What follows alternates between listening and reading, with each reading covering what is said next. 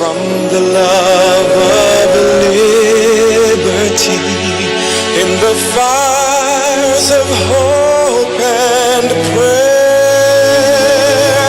With boundless faith in our destiny, we solemnly declare, side by side we stand, highlands of the blue Caribbean Sea. This our native land, we pledge our lives to thee. Here every creed and race find an equal place, and may God bless our nation. Here every creed and race find an equal place,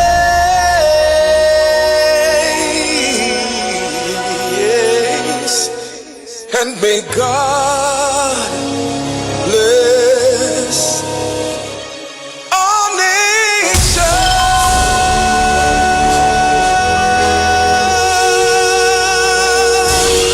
Almighty God, most beneficial and merciful, Creator of the universe and embodiment of divine wisdom and light, we come before you with thanksgiving and praise.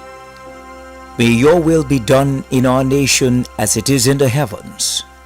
Please bless our political leader, party officials, activists, and all the people of Trinidad and Tobago. Give us the grace to always see good, be good, and do good, and the courage to serve the people.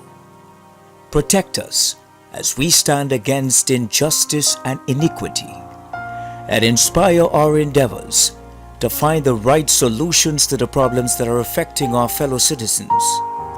Grant that we may always work together with humility and respect for the greater happiness of all and the honor and glory of our country. Tonight, Dr. Rudal Munilal, MP. Thank you. Please take your seats.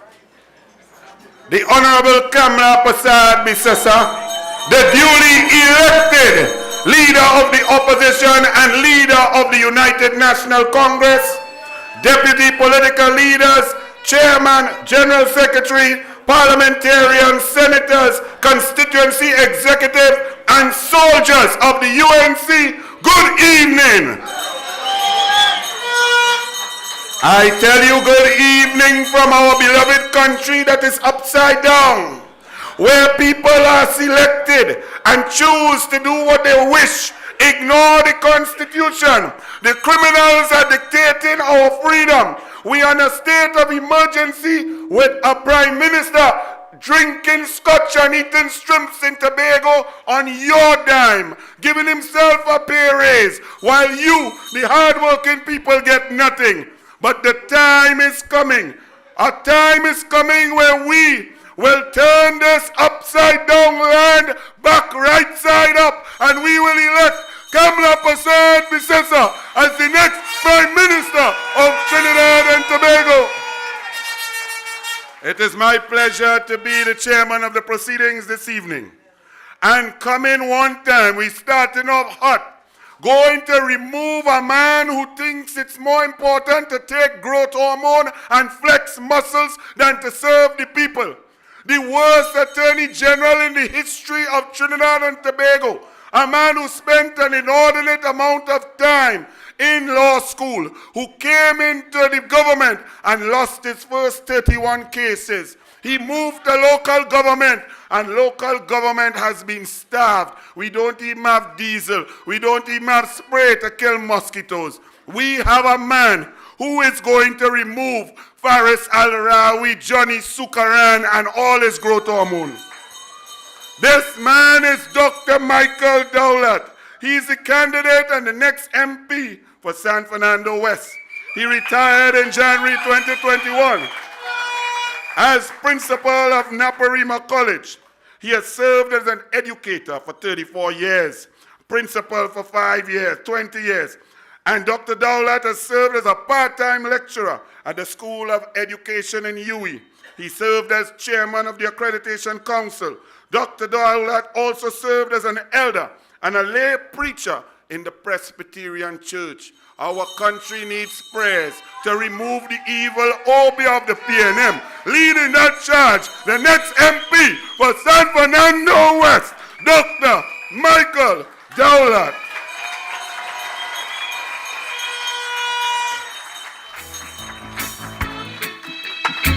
Thank you very much, Chairman. To our political leader, all of our MPs, senators, candidates, esteemed members of the United National Congress, fellow citizens, distinguished guests. I want to talk briefly about an effective education system, a pillar in the fight against crime and a foundation for Trinidad and Tobago's prosperity. This evening, we want to discuss a vision that takes education, national security, and economic prosperity together as a formidable tool in combating crime. Education is a deterrent to crime, and the research has shown that education can lead to crime reduction. In November 27, 2023, the Express has an editorial where they highlighted the link between education and crime. And they looked at the statistics between 8 to 11 years, primary school children, and that's about the SEA. And they discovered that 40% of these children were making less than 50%. And the majority were boys. And I looked at the statistics in 2021, the prisons in Trinidad, male to female ratio was 97.1 male to 2.9 female. The majority were males. And so this amplifies the issue of male underachievement amongst all the other issues.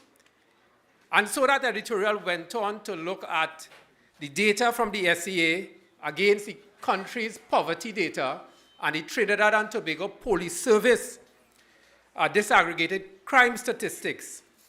And they found that the districts with the highest number of underperforming students were the same areas with high levels of school dropout, poverty, family violence, and crime. So we know that education can make a difference. And so the less education people are, the more that graph will go towards crime. Now, the research was done early in the United States, and the trends in Trinidad are similar. And they refer to it as a school-to-prison pipeline. It's our education system. It's part of it like that. So how can we as a government, as a society, and especially as educators, divert or reroute that school-to-prison pipeline? And that is something we have to be very concerned about. And so we need to look at the underlying causes, the poverty, the learning disabilities, the lack of spiritual and moral guidance from the homes and the community, family support, child abuse, exposure of these young children to illegal and illicit activities, domestic violence. All of these are threats to children's natural development. And recently I got feedback from numerous educators who are working at different levels in the education system. And they told me that the school support services are overwhelmed by the amount of referrals and cases. One principal told me that they just got an appointment for a child for an interview with the specialist, but that child left the primary school 3 years ago. So that's an example of how badly functioning this system is. And I want to say that it's really important for us to identify those students who are at risk. This student support services is the weakest link right now in the system. And so especially for students and parents and teachers, we need to get that system working. And so that's why the recommendation of our political leader is so important. A doctor in every school or a cluster of schools, depending on the area and the needs of the students of that school. Let's give a round of applause for that.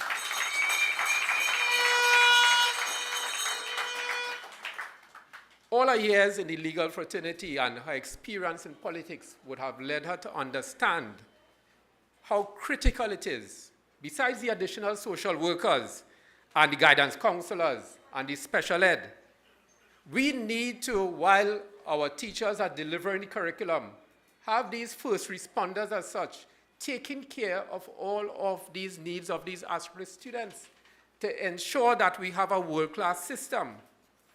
And so I want to talk about what has to be changed. Strategically, and we spoke about it, and Dr. Gopi Singh is here, and he would have initiated a lot of this in his time. Educational reform, developing a curriculum that is relevant and inclusive.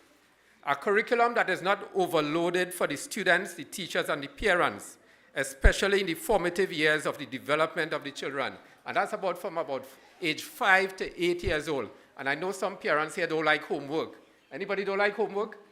Yes? Parents get a lot of homework, and the system is overloaded. And so you have to, the system has been dumbed down to math, language, and creative writing. And so we have to be more holistic in terms of how we expose our young children in the system. And so educators have referred me to the core areas: reading, writing, maths, moral and values, which are character building. You must have the visual and performing arts, the PE, the music. All these things help to build teamwork, life skills, essential life skills. The young people learn responsibility. And so that can even start from the preschool. And there's a motto you see in all of these primary schools: learn to read to learn. And so that's where the delinquency starts. If you can't read, a lot of your issues start from there. So when you go to university, they tell you you've come to read for a degree. So if you can't read, whatever language it is, you have a serious difficulty. You have many hurdles to overcome. And so therefore, we need to develop in our young people that strong sense of self-esteem through all of these core curricular areas. And I want to say that it will take more resources to correct the errors we have made in the education system, and especially in terms of funds. So we need to look carefully at how we streamline that primary school curriculum to produce grounded, rational citizens. And so let's look at the cost of these errors. I looked at the cost of maintaining prisoners. And in 2016, that gentleman who Honourable spoke about, the then Attorney General, Mr. Faris Alwari, made the front page of The Guardian, 7th of April 2016.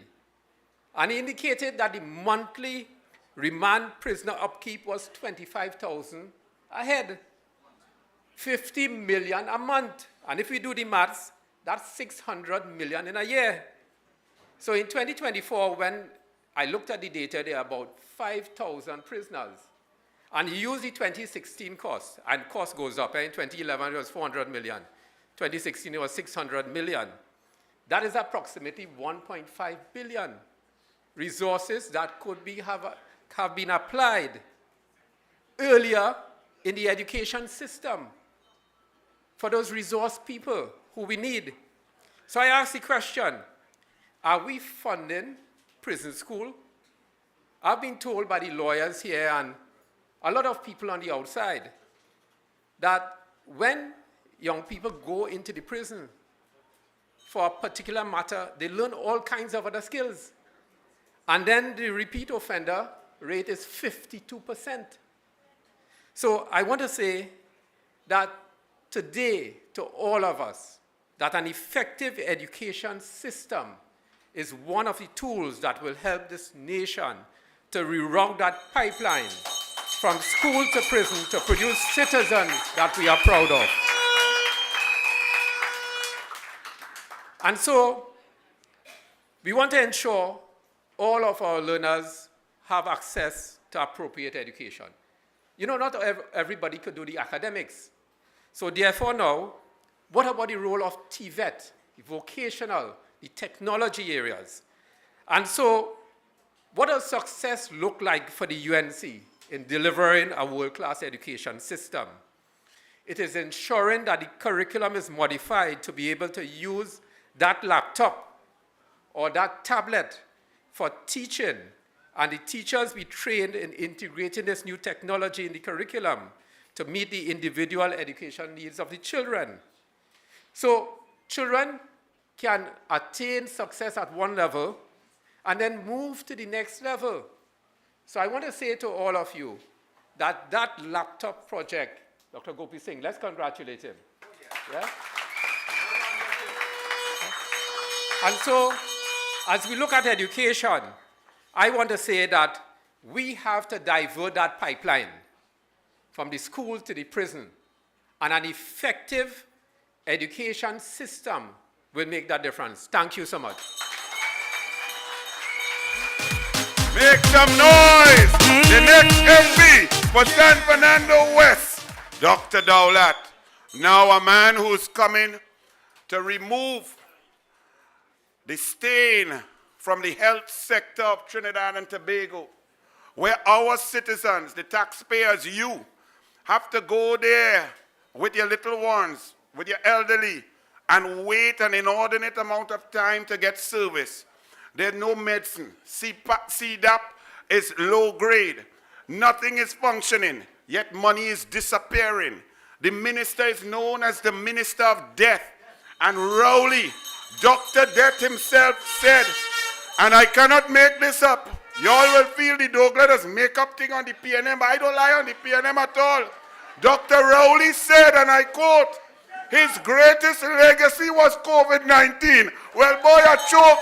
I was eating doubles and drinking coffee, and I choke. I say, what? 5,000 people dead. Vaccines still killing people. He tried to threaten people with a job. $12 billion missing. COVID walk across the open porous borders and kill we all. And that man say, that is the proudest moment. Well, he should be working Batu Brothers.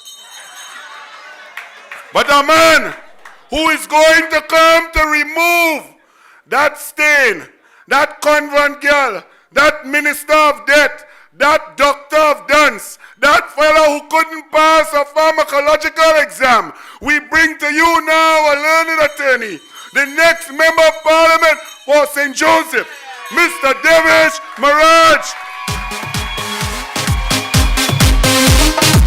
He is a prominent attorney at law, managing partner at Devesh Maharaj and Associates since 1995. Mr. Maharaj is an advisor to the President, Dr. Louis Nurse of the Trinidad and Tobago First Capital Committee in St. Joseph. He's also been the chairman of the International Love All Service Initiative. He's been organizing a food kitchen, serving hundreds of meals per night, and never take a picture, never show off, never gallery. This is the kind of representation we want. Bringing to you the next MP for St. Joseph, Mr. Devesh Maharaj. Yeah. Never let your problems get you down. Stay focused and hold your ground. Good night, brothers and sisters of the United National Congress. So good to see so many of you tonight turning out in your numbers. Your enthusiasm is infectious. It has given us energy out here. A special shout out to members of the Aranguez and Joseph team. the most vibrant team in Trinidad and Tobago. At least the loudest. Good night, political leader, Mrs. Kamla Persad-Bissessar, Senior Counsel,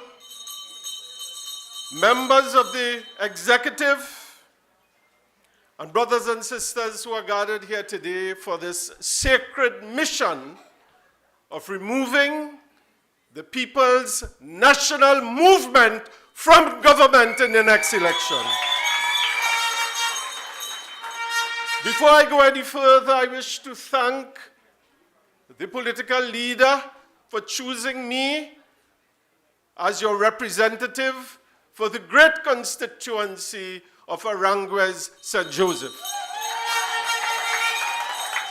I want to thank the National Executive and the Screening Committee for the confidence that you have reposed in me for this monumental task of removing the incumbent, Mr. Terence Dial Singh, from the corridors of Aranguez St. Joseph.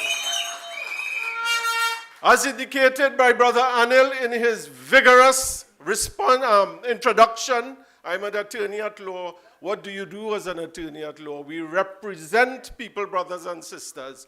We represent. So therefore, I am taking that representation, bringing it to St. Joseph to represent St. Joseph on the national stage of Trinidad and Tobago. What have I done? Most of my life I have served. I have served the vulnerable, underprivileged, and those on the fringe of society. Why am I entering into politics? I believe that if you have the capacity to serve, offer yourself for service to the national community so that you can help not only a small section, but the wider community at large, brothers and sisters. You see, when you serve people, you do not see distinction between religions or races or colors. You don't see. You see, what do you see, brothers and sisters? You see humanity. You see people. When you represent Trinidad and Tobago, you can't make distinctions or discriminations. You have to serve all brothers and sisters, all of Trinidad and Tobago. I have been asked today to say a few words on the conspiracy to destroy our economy. Has there been a conspiracy? You tell me, has there been a conspiracy? This economy, brothers and sisters, has declined 20% since 2015. 20%. Every other Caribbean country has risen, their economy has gotten back to the pre-pandemic levels. Trinidad and Tobago has not gotten back to the pre-pandemic levels. What does that mean? We have less money in Trinidad and Tobago. Our economy is not functioning well. We have less resources. How do you know you have less resources? Give me one indicator that we have less resources in Trinidad and Tobago. Huh? I know you're good enough. One indicator. How much US you could get to the bank? $200 if you're traveling. $200 if you're traveling. Do you remember what the head of the FIU said a few weeks ago, the Financial Intelligence Unit? He says, if you buy US from your family member who come from abroad, or your friend, you have a little $100 you want to work with, you committing a crime. You are committing a crime, brothers and sisters. That is the situation. We wish to welcome Brother Jack Warner. Give him a round of applause.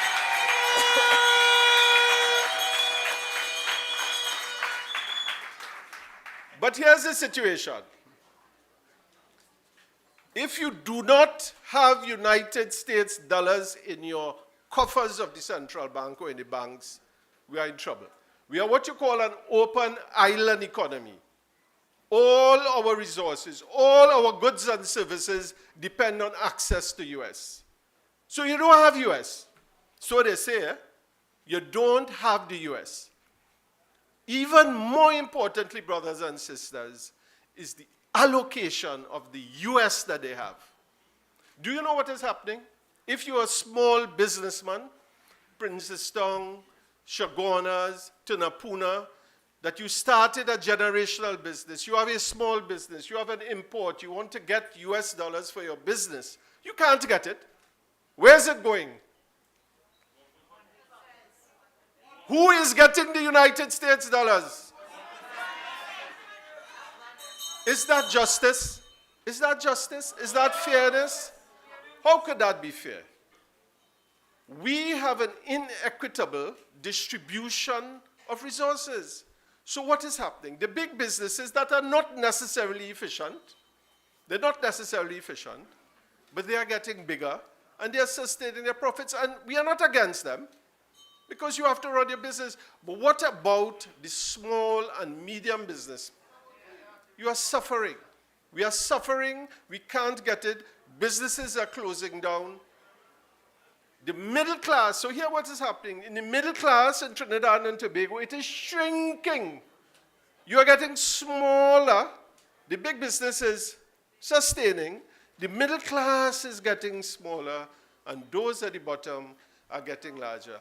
That in law, in international law, is called an economic injustice, brothers and sisters. Economic injustice. But what rights do we have? What redress do we have? What can we do? Can we do anything?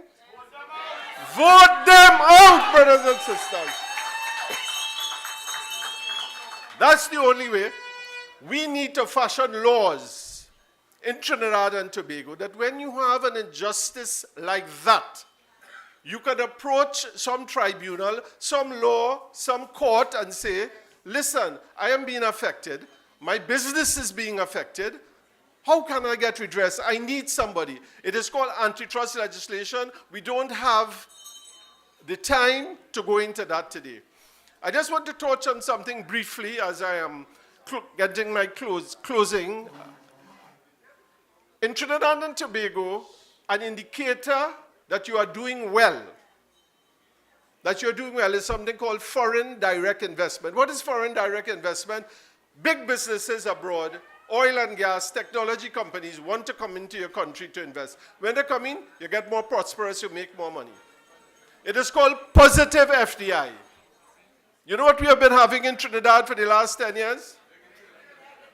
Who said that? Stand up. Negative FBI. Thank you very much, sister. We have been having negative FDI in Trinidad and Tobago. Instead of money coming in, money is leaving, businesses are leaving. Point Lisas, how many plants have closed in Point Lisas over the last 10 years? People are leaving. What is more important? Let us say your business opportunities here are not working and you have to leave. What is the government doing to attract more inside? You know what they do normally? You go on something called a road show. You travel the world. You say, Trinidad and Tobago, we good for this, bring your money here. Or you invite people to come in here. Small countries like Singapore, larger countries, they attract technology companies. You know about Facebook? Google, all these companies, people go and attract them into your country. What have we done over the last 10 years, brothers and sisters? Have you seen any attraction? Have there been a symposium at the Hyatt Hotel where you inviting people to come and say, come to Trinidad and Tobago. It's a beautiful country. You can invest here. Have we seen that? What is happening to Trinidad and Tobago? But you know, is there a conspiracy somewhere? Is there a conspiracy in this country for some to grow? I'm not hearing you. I want to go there, though. I want to put thing in my mouth. What is happening? Monopolies. Something is wrong. Something is wrong, brothers and sisters. But one thing can change that. 2025. You all have the power. You all have the power to change it with this finger, brothers and sisters. This finger, we will vote the United National Congress into power. We will vote the existing government out. Thank you, brothers and sisters. You have been a wonderful audience.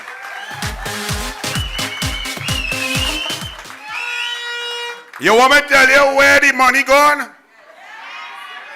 Small Pin Father has been put in charge of the IFC and received $15 million a year.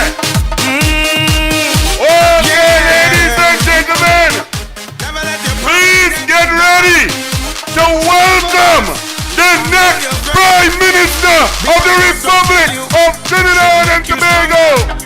Let us welcome the leader of the opposition, the Member of Parliament for Separia, the Honourable Kamla Persad-Bissessar. So as the box speed up, so I get up. They have to wonder how others get up. And every crack I see, I just see through. And by the help of God, others get through. I just won't stop. I feel like hope. Walking through the massive crowd outside. She's on her way in, being greeted by throngs of supporters at the UNC headquarters in Chaguanas, the heartland of Trinidad and Tobago. UNC, victory, victory, victory. Trample them, trample them, trample them. Kick out them, kick out the problems, kick out the problems. Trials and testings does come before blessings, but we have to be patient, yeah. Weeping and mourning in the night, but joy in the morning. But we just have to endure. You see, God, the way no night come, so you don't really need to lie down. Them say what was around comes right back around. I go wait until the time come. So from sun up straight to sunset, you could catch I bus in a sweat. I must time out. I feel like hope. Move any mountain, I trample any building like hope. Welcome the lady who has Rowley trembling and running, hiding, coming out of office, leaving early.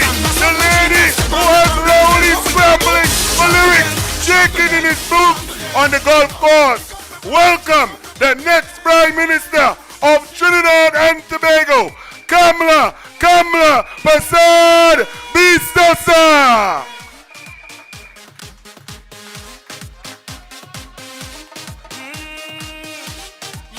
And she's accompanied by her husband, Dr. Bissessar. Ladies and gentlemen, please take your seats. Oh, she will stay on the outside for a bit to get some of the vibe from the outside. So let us continue in this massive Monday night meeting of the United National Congress. I was telling you, Devish, that Small Pin Father has been given $15 million per year for the last 8 years. By my check, that is over $120 million to sell. How many people give me instruction, boss? To sell Trinidad and Tobago, the IFC, to get investors. Do you know how many investors Small Pin Father has attracted? None. But Small Pin and his father and his brother Small Pin, they've done very well under the PNM. Them should love the PNM.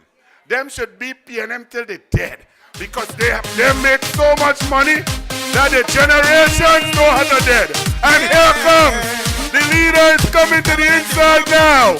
So please, welcome Kamla Persad-Bissessar. Should make you stronger. So my problems is like steroids, boy. I get my doses from all kinds of sources, and all now them still can't kill me now. You see, as them sink me under ice flow, ride on the storm, them just like a boat. So as the box speed up, so I get up. They have to wonder how others get up. And every crack I see, I just see through. And by the help of God, others get through. I just won't stop. I feel like hope.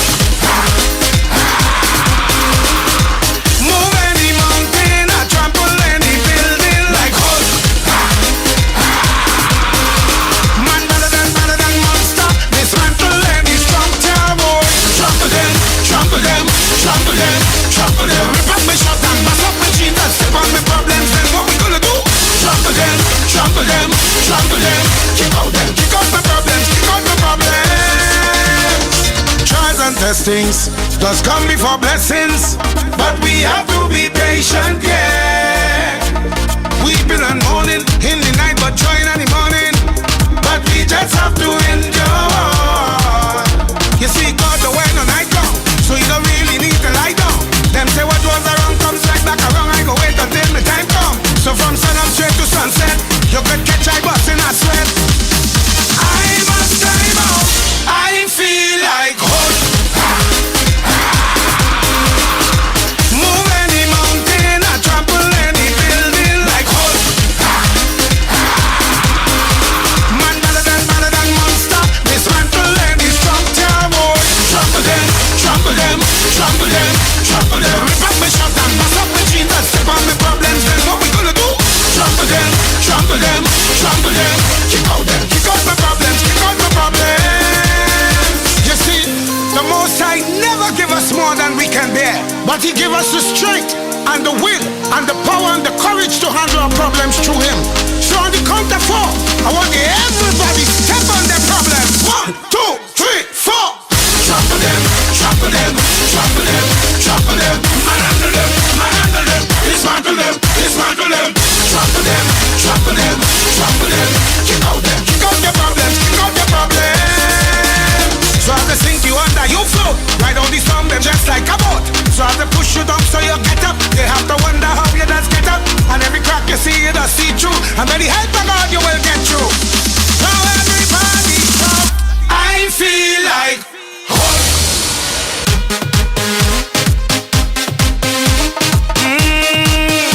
Yeah.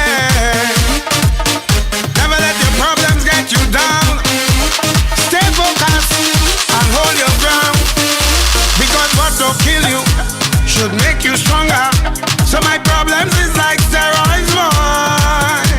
I get my doses from all kinds of sources, and all of them still can't kill me now. You see, as them sink me under. All right.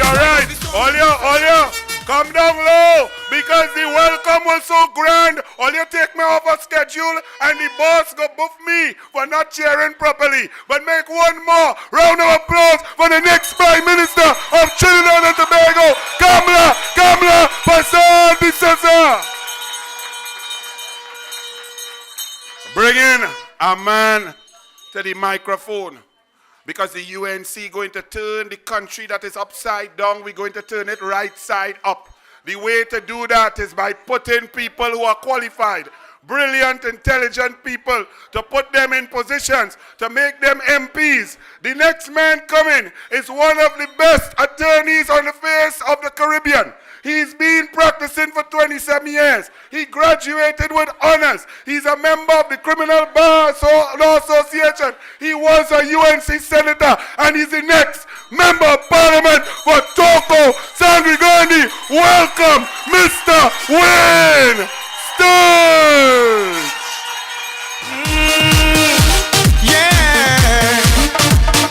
Never let your problems get you down. Stay focused and hold your ground, because what don't kill you should make you stronger. UNC Massive, good night.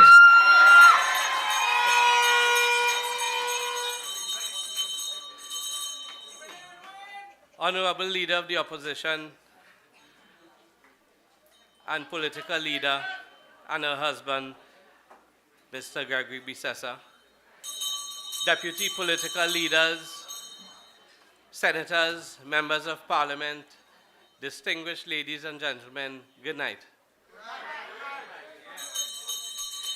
Now they say that lawyers lie.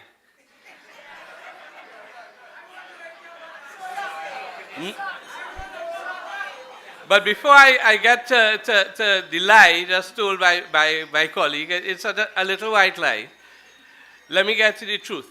I can attest to the fact that Davis Mirage, or Bertha Davis Mirage, has been doing charity for donkey years.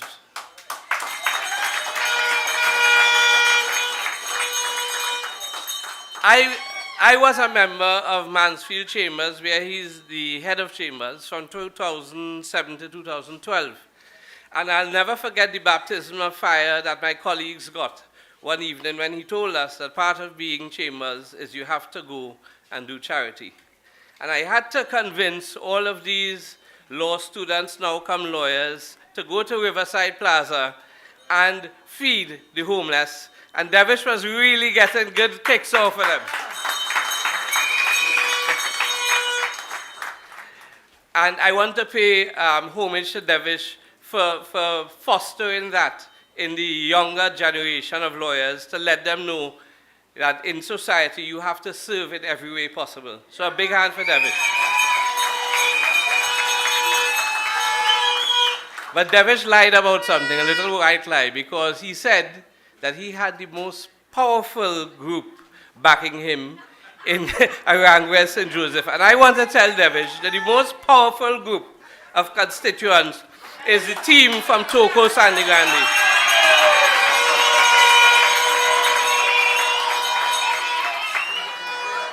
And you hear how much louder the chair?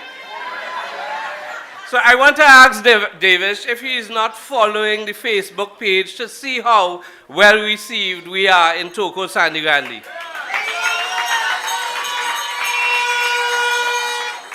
I walked Toko Sandy Grande in KP Lands on New Year's Day, and not one negative comment, not one. And then yesterday we went to the market in Sandy Grande. We walked through the town center of Sandy Grande, and barring one person, the entire trip was a very positive one, and they all said the same thing. We are fed up and we cannot wait to get rid of the People's National Movement.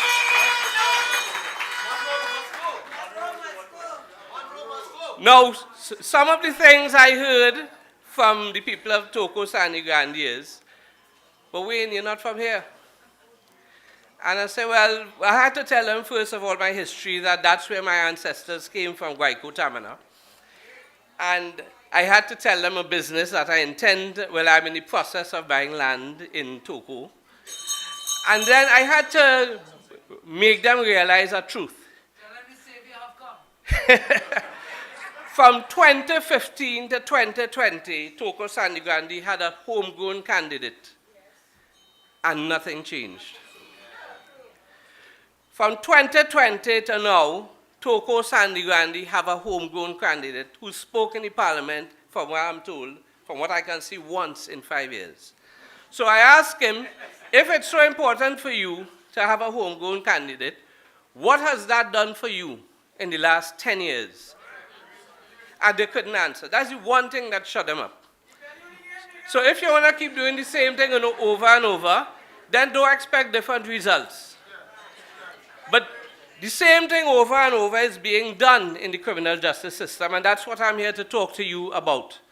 Because not many people know that when society fails, there is a clear link between the failure of our society and the failure of the criminal justice system. There's a symbiotic relationship between the criminal justice system and the failure of our society. And our criminal justice system has failed spectacularly. And over the Christmas, the Prime Minister, well, which one? No, the puppet. Now we have the 1% have their man. And I'm glad that they bold-faced enough to teach the PNM a lesson. Because I'll tell you something, on the day after the election in 2020, Keith Rowley went on CNC3 and spoke to Natalie Legault. And this is one thing I'll never forget. He said the job of the government is to provide opportunities for the rich. So when the crumbs fall from the table, all that we could eat. That's what they vote for. And now they have another 1% to continue it. But there's something wrong with this country. There's something wrong. And it ain't funny no more. Because we are losing our young men. Either through lengthy periods of incarceration or death. We are losing our women. We are losing our children. And if you vote the People's National Movement, again, you are good as playing Russian roulette with your future. Your children cannot vote, because if they could have voted, I would have tell you, Gen Z, as they call them, Generation Z, would not be returning the PNM to power. So do a big favor and remove them. Get them out. Ladies and gentlemen, I want to talk to you about a few things that is happening in the criminal justice system. AJIPA is a failure. Big failure. They said they'll bring in AJIPA, and they brought in one pilot case to show that AJIPA could work. But what about all the rest? What about all the rest? They brought AJIPA to show that we can bring a man to trial within 6 months of being charged. Now hear this. When I came into practice in 1998, the time between being charged and being tried was 2 years. And incrementally it increased. But now, with all of the legislation, because Mr. Fares, Taipa, and Salrawi figure out that the way to fix the criminal justice system and the way to deal with violent crime in this country is through legislation. So he passed a whole heap of legislation, and you know what? It made it worse. This morning I sat in a court and watched a judge dismiss indictments against 5 men in 5 separate cases. You know why? The case progression officer couldn't find the accused. This new thing they introduced, he couldn't find the accused, couldn't serve him, and the judge said, you all had enough time to serve him, but discharge. Now, some might think the accused would celebrate, but the thing is, in this country, a lot of the times you have people bringing false allegations against persons. So, whilst you might think that the accused get away, a lot of the accused will tell you, I just want a trial, so that the allegations these people bring against me could be tested. So by throwing out the case by way of what the civil lawyers call summary judgment, then the accused didn't get a chance to have the allegations tested, for his lawyer to test it, and for him to show that he's truly innocent. The victim who suffered didn't get a chance for her scrutiny, her testimony to be scrutinized, and if it's good, there's a conviction. So what about the victim? But the thing is, I'm not blaming the judge, because what the judge did, she did in accordance with the rules. But when the judges act in accordance with the rules, I don't know if you remember over the season, Mr. Prime Minister Rowley said, blame the judiciary. They don't punish people, they're treating them soft like if them is the victim. Rowley blames everybody else but himself.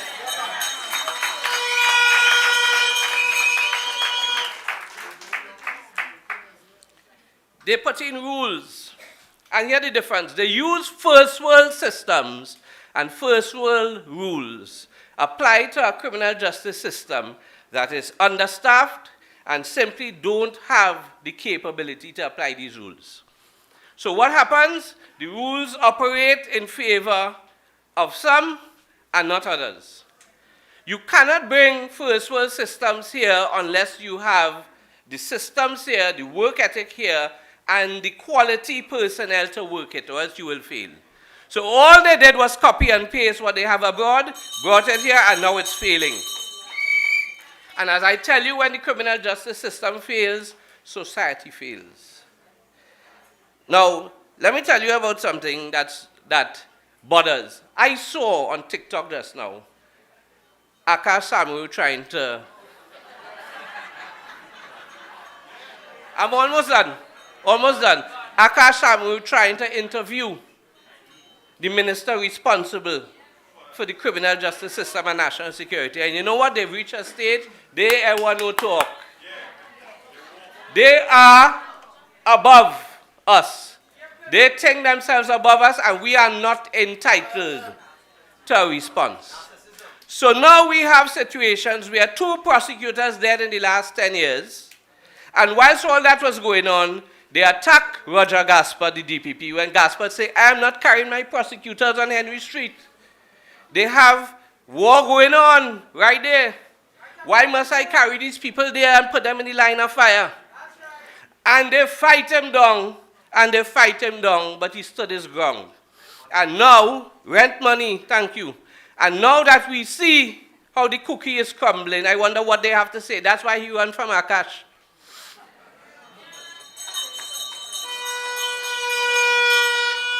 I'm being given the signal to wrap up. I had so much to say, but I'll say it another time. Let me just say one last thing. When Keith Rowley and Faris Al-Rawi was in opposition, they had all the answers to crime. Only remember the 10-point crime plan? Well, guess what? Kudos to them. They implemented. They implemented, fully implemented. And now it is a fully implemented, monumental and spectacular failure.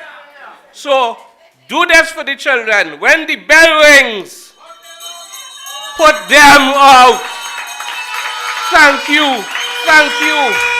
Thank you.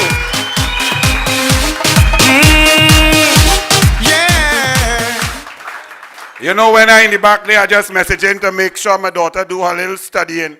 All of you parents, you try to ensure that your children, whatever talent God bless them with, you work hard to make them achieve, to make them study, to practice, to do their sport. You believe in merit. The PNM turned that upside down. They say, anybody who bright and good, we don't want you. We only want dance. So you all have to fear the PNM. Because the PNM is damaging this country beyond repair. The only lady who could come and fix it one time is Kamla Persad-Bissessar and the United National Congress. And one young bright man. You see, when you don't fair brain, it means you bright too. Kamla Persad-Bissessar was honored. She topped the class. She was the best, the brightest, whether law, masters, anyway. So she surrounds herself with bright people because she's confident that she is still the brightest among the bright.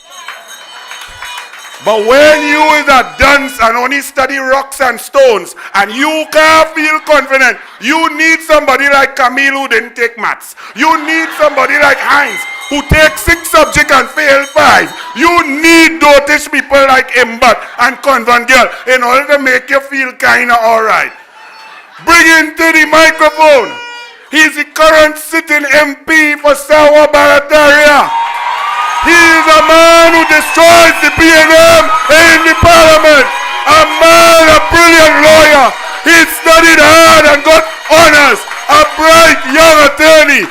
Calling to you, the current member and the next member for Barataria San Juan, Saddam Hussein.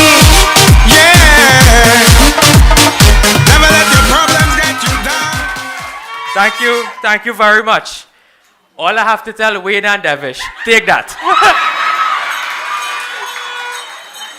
Good night, political leader. And the next Prime Minister of the Republic of Trinidad and Tobago, the Honourable Kamla Persad-Bissessar, Member of Parliament for Siparia. Dr. Bissessar, members of the National Executive, senators, members of Parliament, those in the local government fraternity, and most importantly, the soldiers, the honest soldiers, hard-working soldiers of United National Congress. You have come out in your masses tonight, and I can tell you I have a fever. And that fever is the election fever. Tonight's crowd feel as though that the election bell has already rung. So it could be Rowley ringing or Young ringing. We are ready and we're going to beat you. We're going to beat you.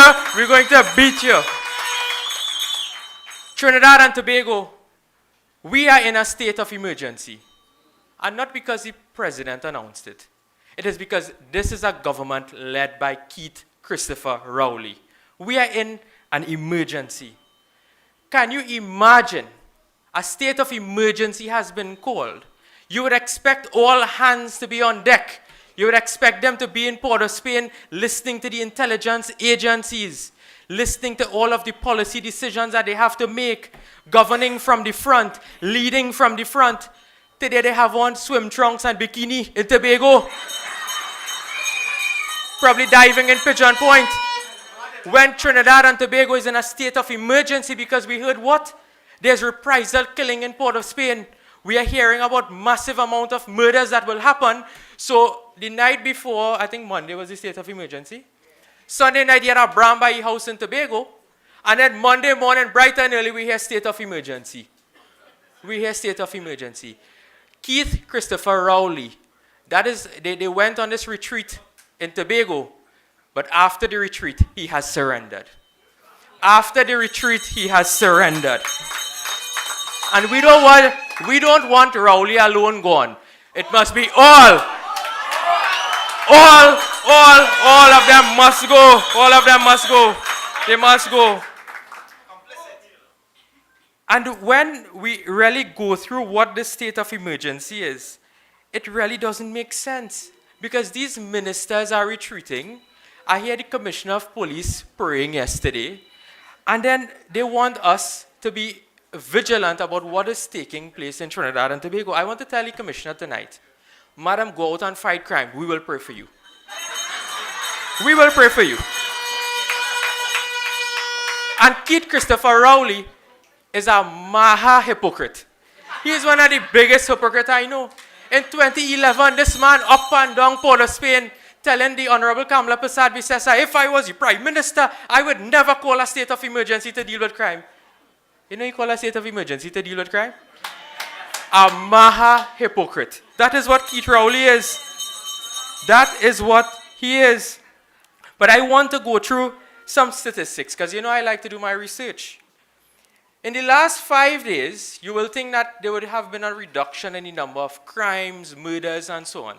These are numbers I got from the Trinidad and Tobago Police Service. We had 3 murders in the state of emergency, one being an attorney at law gunned down all year's night. We had an attempted murder.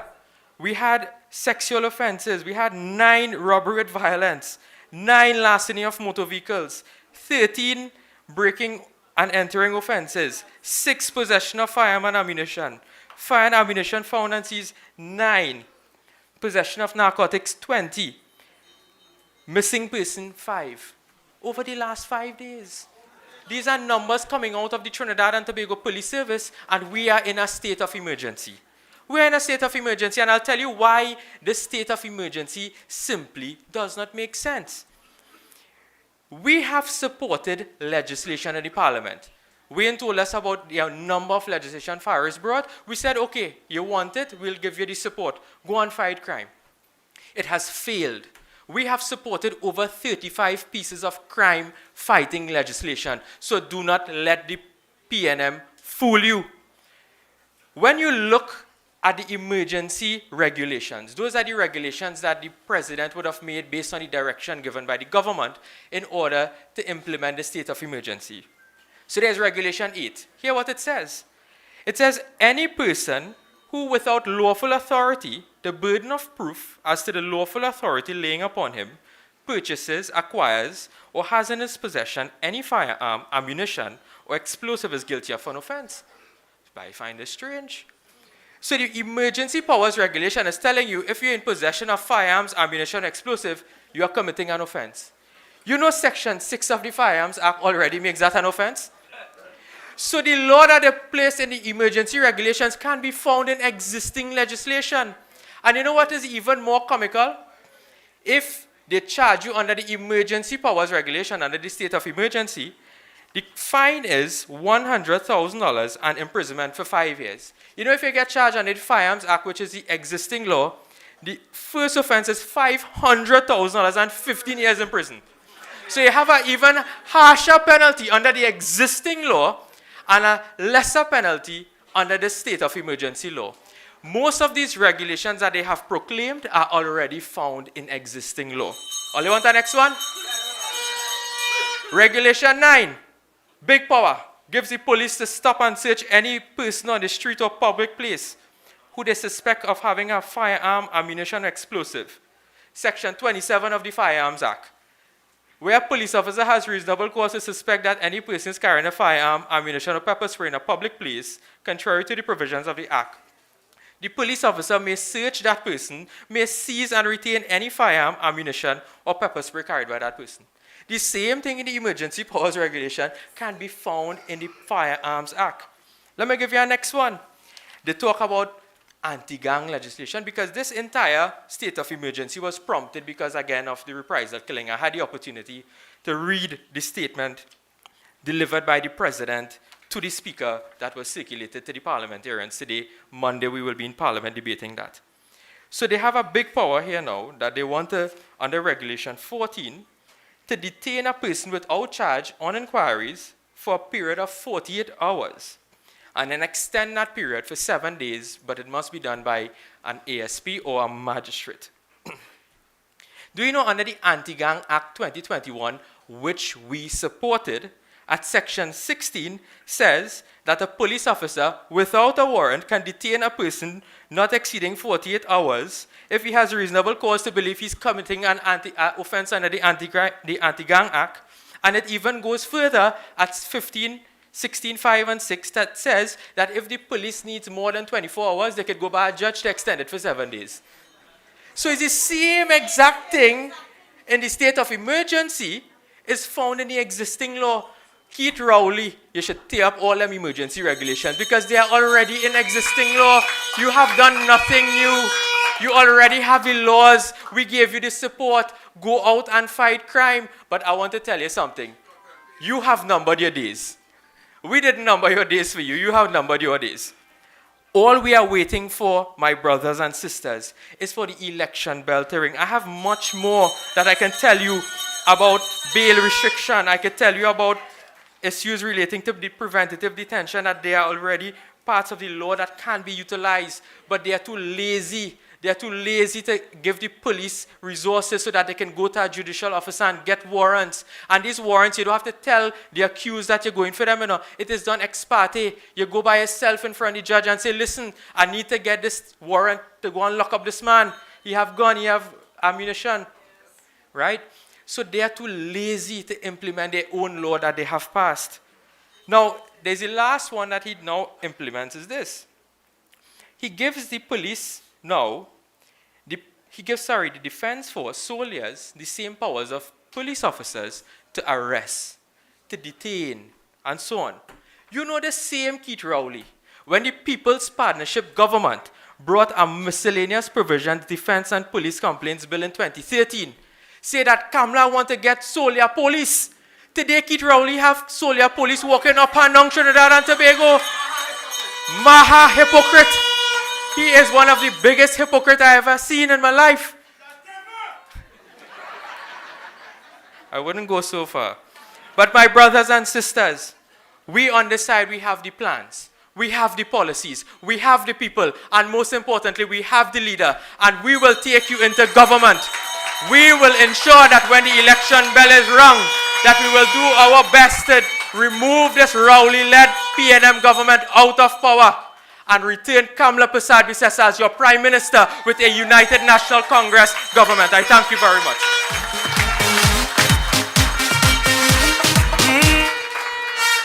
I go that far. He's a devil, yes. Because only a devil will put a minister of health and they don't clean the NICU and 28 little precious babies die and you say nothing. Only a devil will receive a Judith Jones report 3 years now about children being raped and molested and battered and do nothing. Only a devil will do that. Only a devil will treat the citizens of Trinidad and Tobago so bad. So all your spiritual people, all you say your prayers, go to your temple, go to your mosque, go to your church and pray that the devil is removed forever from the political landscape of Trinidad and Tobago. Only a devil will keep some children inside and celebrate them and ignore the ones outside. Only a devil will do that. As we talking about spiritual, I bring in a lady from Charlottesville. a hard-working, brilliant soldier, a lady who rose from Tobago to be the greatest CEO in Trinidad and Tobago, who is the hardest working politician in Trinidad and Tobago, a deputy political leader. I bring to you the Honourable Senator Jolene John.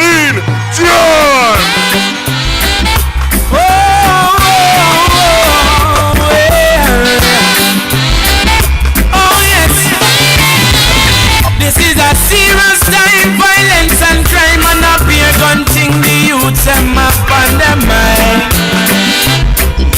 Oh, them bust it when rain a fall. You know, sister, them not care, them your youth. Bust it all when sun a shine. Oh, you know see a beer juvenile. Yeah, I'ma rock the big guns out of street.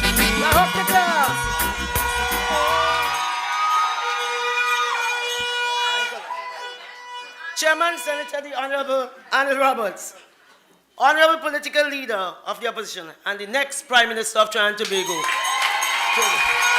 I was told today that the PNM has handed you the election because the team song have changed from Let's Do This to Small Pin Does Chook Hard. Dr. Persad-Bissessar, fellow speakers, UNC candidates, Dr. Michael Dowlett, attorneys at law, Mr. Devish Maraj, Mr. Wayne Sturge, MP, attorney at law, Saddam Hussein, UNC loyal supporters, our UNC activists who represent the best that politics has to offer, our supporters, all 500 of you outside, LHT, the best political team in Trinidad and Tobago. Sturge, that is what it sounds like. Ladies and gentlemen, Devish, LHT, the best political team in Trinidad and Tobago. That's it. Thanks a lot for coming out this evening in our first public meeting of 2025. UNC, my speech written for this evening, one with the unfolding drama in the PNM, I didn't have to throw it away. It was still very relevant. I too had to take a look. You couldn't escape the commentary in the media, on social media, it appears everywhere, and everyone with a phone in their hand was leaning into the Prime Minister's 6th or 7th or 8th indication that he no longer wishes to be burdened with the duties of Prime Minister of Trinidad and Tobago.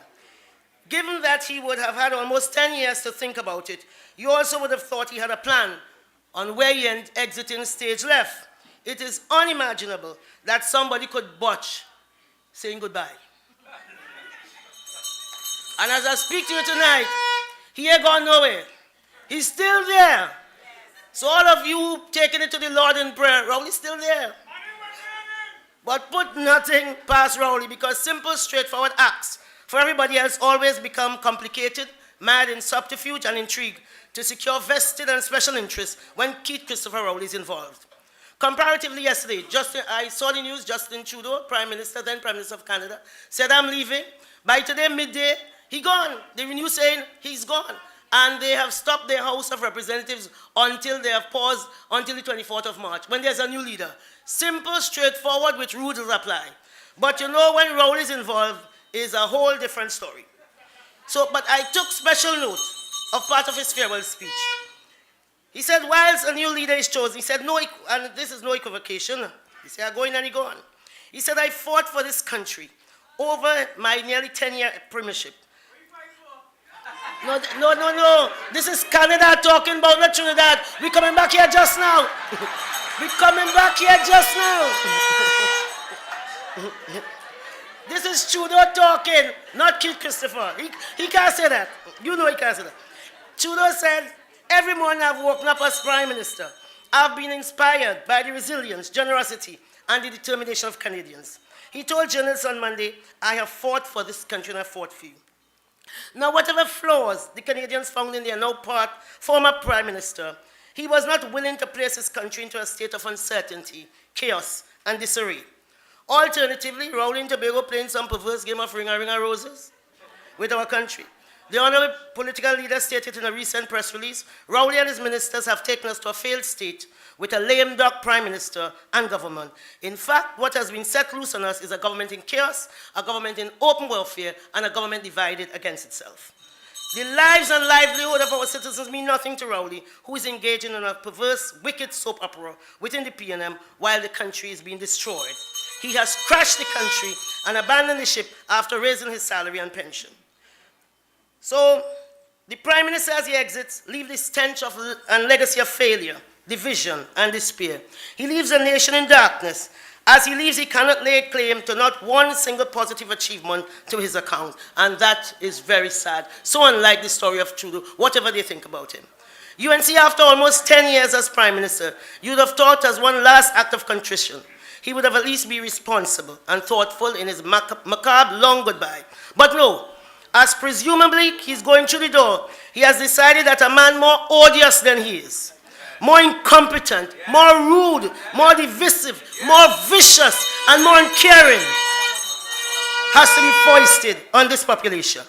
And then on top of that, his bargaining chip, what a waste of time bunch of MPs that he had there. No? So he has put every one of them in place because Rowley didn't dare move any of them. And he feels he's badgered. He is badgered until badgered reach him. All right? He couldn't take the people. You know what he's running from? All this running and ducking. He is running from a woman that is, I don't know if you're 5 feet 2. I don't think she's taller than me.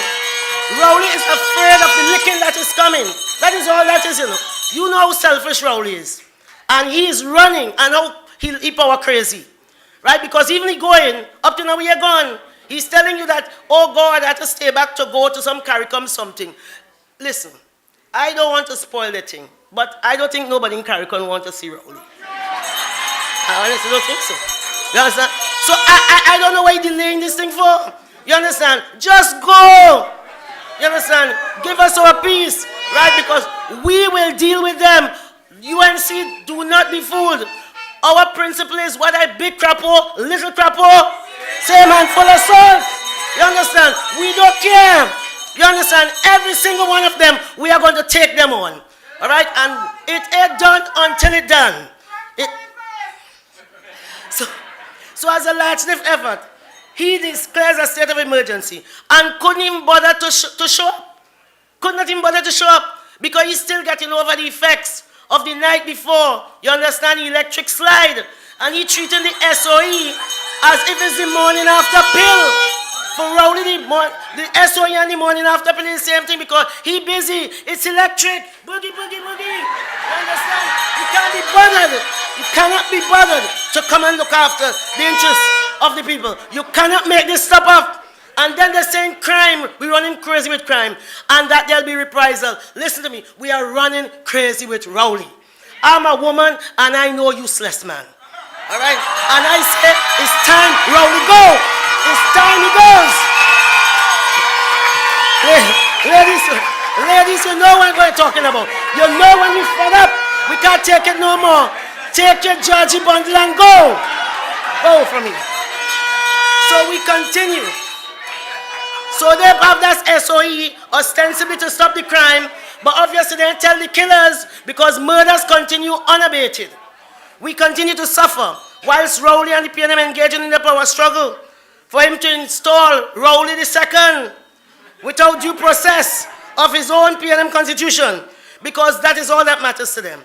So much so that the much vaulting PNM up stiff upper lip, all of them business in the road. They're all talking about each other now. When everybody used to say, oh, PNM don't talk about their business. Everybody talking everybody business. And everybody hand has a dagger for their brother. You understand? It's a party in clear shambles. It mash up fine, fine, fine. All right? It's splinters. Splinters. He mashed them up. So, after the announcement of Rowley's retirement on behalf of the 5th, 6th, 7th, I stopped counting. Jennifer Baptiste, she jumped out. And she's talking about, she finds it most disrespectful. And it is really painful to have to swallow the fact that the political leader of the PNM has no respect for the PNM.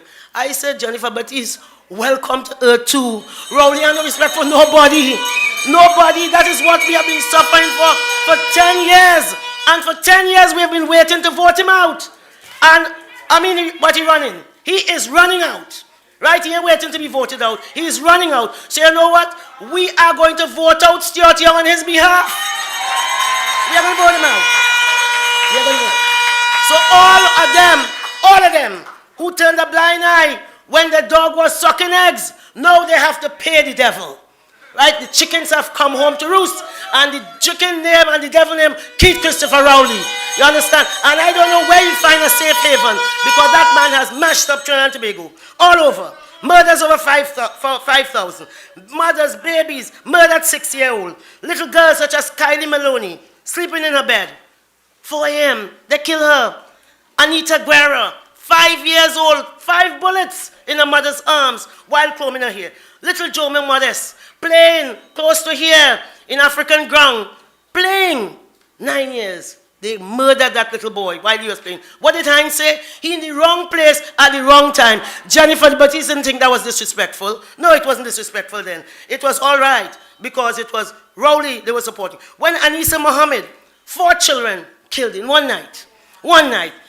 What did she say? She said they killed them for nothing. Not one voice on the PNM was raised. That wasn't disrespectful. You see, she poor. And when you're poor in Rowley, Trinidad and Tobago, what do they call you? They call you criminal. They call you criminal. They have no time for you. That was not disrespectful to Madam Jennifer Baptiste. Junior and Marilyn, last one I'm going to call tonight. Emmanuel from Mamoral. I walked in the rain with them. Their daughter disappeared in 2021, is it, or 2018? They found a piece of clothing they identified. Up to now, they can't get forensic to put these people's mind at ease.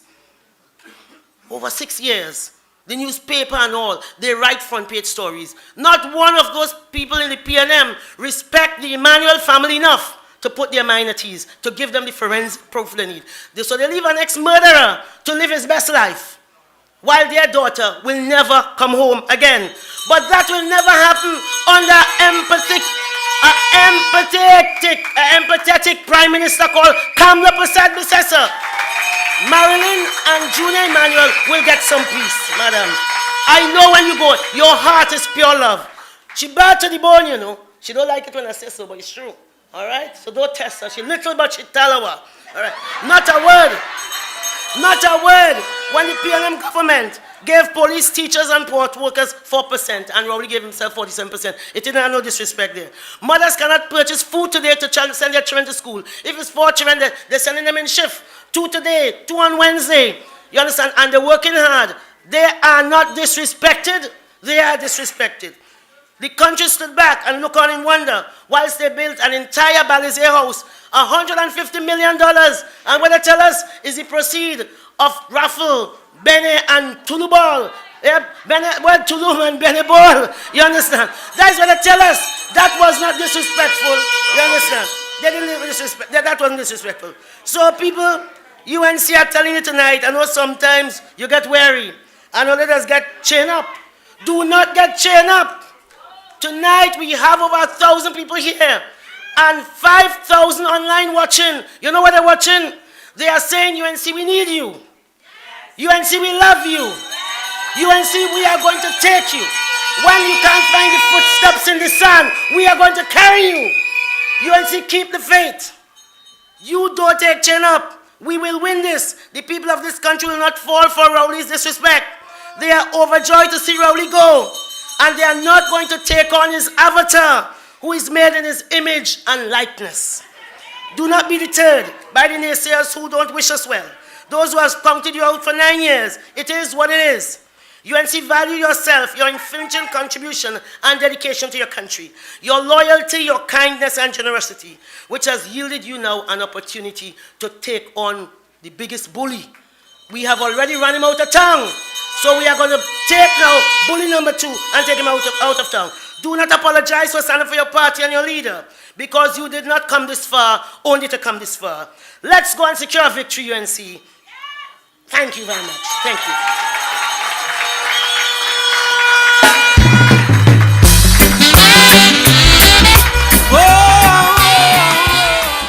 PCU 2362, PCU 2362, PCU 2362. Move your car quick, please. Thank you. Now they asked about 3 days ago, I hear Rowley talking about legacy. And the media asking Rowley about 45 years of legacy and something. Let me tell you something. The mass media is so dishonest. When I tell you that each one of you have to join together and vote and go strong, you have to understand what we're fighting. We're not only fighting the evil PNM. We're fighting the mass media. We're fighting the PNM EBC. We're fighting media that will print lies and uphold a devil and make you feel he's a prime minister. That is a serious fight. So we can't splinter. Not one vote must go anywhere else but under the UNC and Kamla Persad-Bissessar. All vote together. I asked them PNM, and I asked them quite politely, very diplomatically. I said, please PNM, tell me one, just one policy thought that came into Keith Christopher Rowley's mind and came out in a cabinet. No, just one in his 45 years. Whether he was Minister of Integrated Planning, Minister of Marine Affairs, Agriculture, Housing, or 9 years, painful years of Prime Minister. I said, give me one policy that he helped somebody. Not one. Not one policy to help any citizen of Trinidad and Tobago. His legacy is to help himself and create a web of corruption around your money. His legacy is being a teacher and impregnating a girl of school age. His legacy is landed. His legacy is Las Alturas. His legacy is Greenville. His legacy is Edinburgh. His legacy is Emailgate. His legacy is Fake Oil. His legacy is Nelson Gate. His legacy is Bridgman Gate. His legacy is Red Coach. Now, I don't have so much time, but I'll tell you, the lady that I'm bringing here has a legacy, 41 years in politics, and I need about 2 hours to tell you all of the policies that she implemented from her mind through the cabinet to the Ministry of Finance to implementation to put food in single mothers, to give baby milk grant, to save children lives, to build school, to build highway, to put sport, to give office, to give engineers, to give education, to give grant, to put food, God, over 100 policies from Kamla Persad-Bissessar for you, the people of Trinidad and Tobago, and that is why we will all unite and vote Kamla strong, vote UNC strong, and obliterate the PNM. I now bring to you the featured speaker of the night, the first female Attorney General, the best Minister of Education in this country's history, the first female political leader of a major party, the first female and the best Prime Minister this country has ever seen, the first female leader of the opposition, and soon to be the first female to return to Prime Minister, the Honourable Kamla Persad-Bissessar. Never let your problems get you down. Stay focused and hold your ground. Because what will kill you should make you stronger. So my problems is like steroids, boy. I get my doses from all kinds of sources, and all of them still can't kill me now. Thank you. You see, them sink me under ice. Thank you. UNC family. I can't hear you. UNC family. Good night to all of you. Good night to our soldiers out here, inside, outside. Let's put our hands together for Senator Honourable, our chairman tonight. He keeps the energy flowing in between, before, during, and after every one of us. So again, Anil, thank you so much for that level of energy. To all our MPs and senators who are present, everybody from the local government fraternity, and tonight, let's give it up to all these speakers. I heard some of you on the way up. And that level of energy is tremendous. We have come from a very dark year last year, 2024. And now we enter this new year, 2025. We are into 2025. And I want to tell you that we will now forward together triumphantly into 2025 to win this election. So Happy New Year to all of you. Happy New Year. So top of the news. Okay. Thank you, Melvin. Thank you so much. Today, the PNM replaced a lazy, greedy, selfish old man with a equally lazy, greedy, selfish young man as his leader. And they did their best, Joe Biden and Kamala Harris impression, by undemocratically appointing, anointing, handpicking a successor to the prime ministership. And just like Biden and Kamala Harris, they're going to get licking of their lives in this general election. So Rowley will leave as prime minister without a single achievement in his name. In 10 years, prime minister, other years in politics, this man has created nothing. He has built nothing. He has developed nothing. He leaves a legacy instead of death and destruction. He leaves debt owing money. He leaves a legacy of failure, a legacy of oppression, laziness, greed, bullying, and incompetence. That is his legacy of this person who has built nothing, created nothing, and developed nothing. I see them going to turnkey and open places. And Dr. Munira, those are things we built. Those are things that we did in our term. They want to take credit, but they're so incompetent that they cannot follow through with the implementation. So that is where Rowley and Stewart have many similarities. Stewart also has the same legacy for his 10 years in government. He's Minister of Everything, who has achieved nothing. Minister of Communications failed at that ministry. Minister of National Security, God, failed. And then he was, as I said, National Security, the crime, the murders continued to escalate. Minister of Energy, he destroyed the oil and gas sector. He was outsmarted every time with the multinationals. Remember, they went up to Houston and say they were the best salesmen. They were snake oil salesmen. Because at the end of the day, they collapsed the energy sector. The manner in which Rowley has now taken this minion and foisted him onto our great country is the most tainted he is, despised member of his cabinet. This is an affront to the democracy of Trinidad and Tobago. It is a move that emulates, that patterns after very infamous dictators worldwide. Some of you are young like me and will remember when the late Venezuelan president Hugo Chavez, he picked up Nicolas Maduro as a successor. And it led to the collapse of Venezuela and their democracy.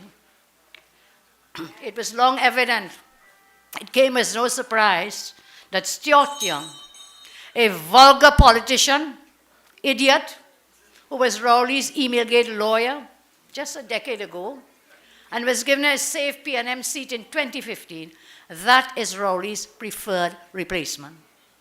Like a typical dictator, Rowley has shown no regard for the rule of law, no regard for democratic processes, no regard for his own members, far less for us who are not his members. So what he's done, he went ahead with his very devious scheme to install his hand-picked puppet to enable him, Rowley, to continue controlling this country and the PNM through his retirement, he calls it. Rides off into the sunset with $1 million back pay, with a 47% increase in his salaries, which he'll get then as his pension for the rest of his life. He rides off into the sunset. He's like, the ship is sinking, and this man jump on a lifeboat, but he makes sure and fill his pockets first. So, Stuart Young now has also failed at every post he has held in government. As I said, national security, energy. He is the architect of our country's most failed and disastrous energy policies. Look at Point Lisas. I listened to Mr. Rowley in one of his press briefings, and he said that his greatest legacy is in the energy sector and Point Lisas. Imagine that. How many plants have shut down in Point Lisas? How many have fled and run away? And he counts that as a legacy, this man living in La La Land. He's living in a fantasy world. He has no legacy. The only legacy that he has is one for death and destruction and destroying our economy. So here's Young now. His Gary Sober is his gopher. I don't know what that gopher holds in that bag when he's tooting it up. Yeah, well, that's another story. It's a different kind of Gary Sobers. And here now, we have this Minister of Energy being handpicked and anointed. I want you all to remember this now. What goes on in the PM, that is their business. But you must respect the democracy and the rule of law. And we should not stomach someone handpicking out his gopher to name him his successor. This man's family links to drug dealing. You remember that? His daughter, stepdaughter, is before the courts on serious criminal charges, Wayne. Serious charges for $15 million in cocaine and marijuana. This should automatically disqualify Stuart Young from any major role in public life. The PNM selected a man with drug-dealing family members to lead them. And then you'll see another link, a family link again.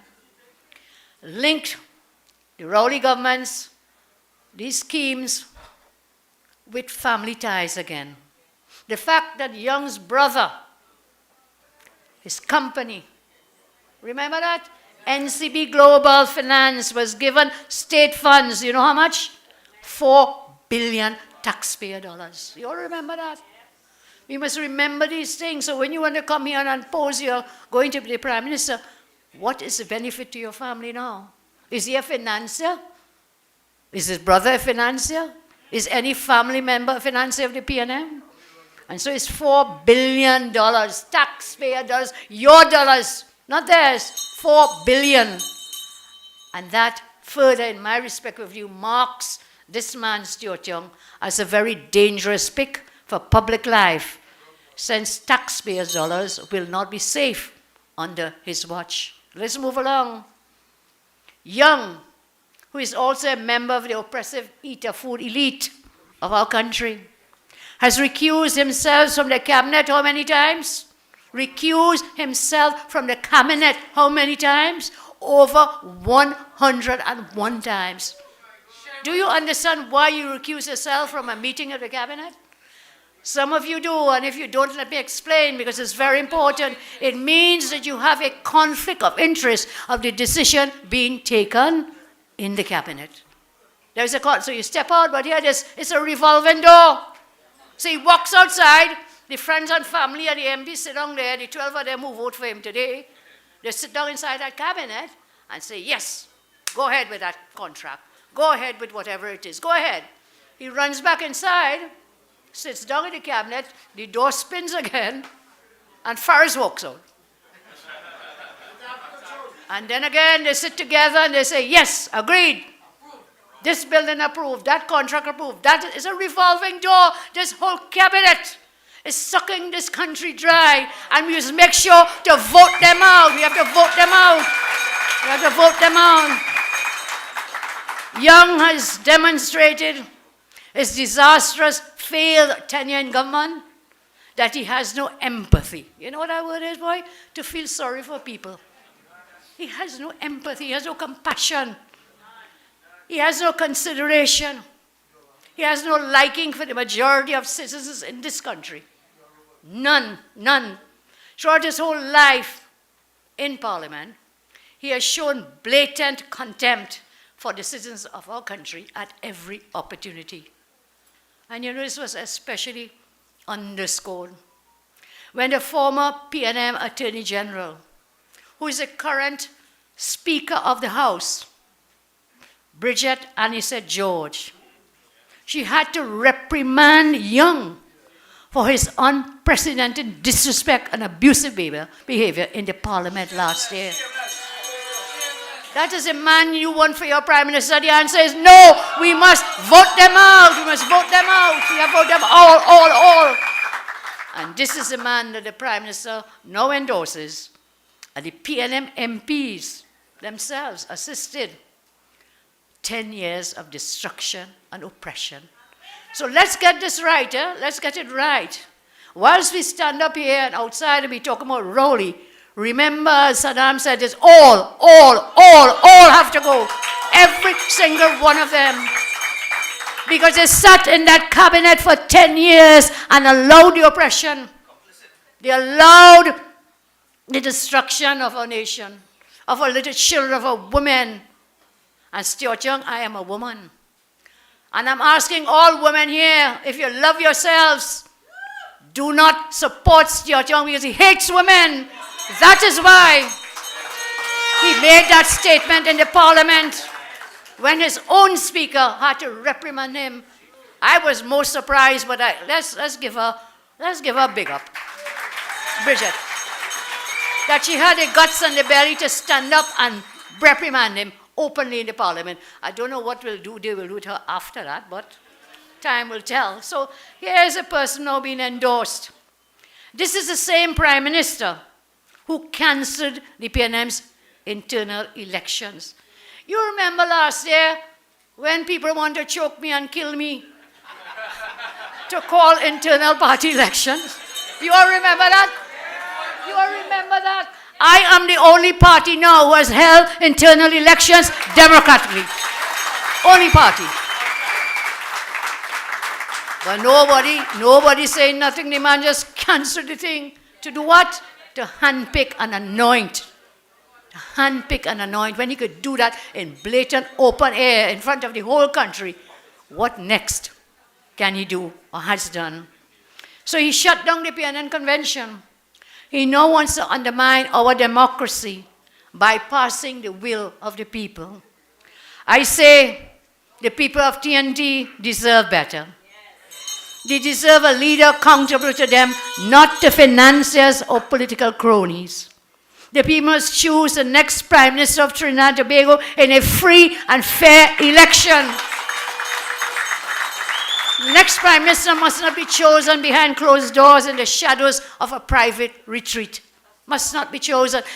Prime Minister, MPs, ministers must be chosen by you, the people of Trinidad and Tobago, in a free and fair election. And that is why whoever come, whichever one, whether it be Penny, whether it be Foster, whether it be Young, today is Young, tomorrow might be the next one, you never know. And the next day might be Rowley himself, He could try Eric or us, You never know where this man is. He's a very kind of manipulative person. So I stand here, as I say, that you, the people of our great nation, must not tolerate this assault on our democracy.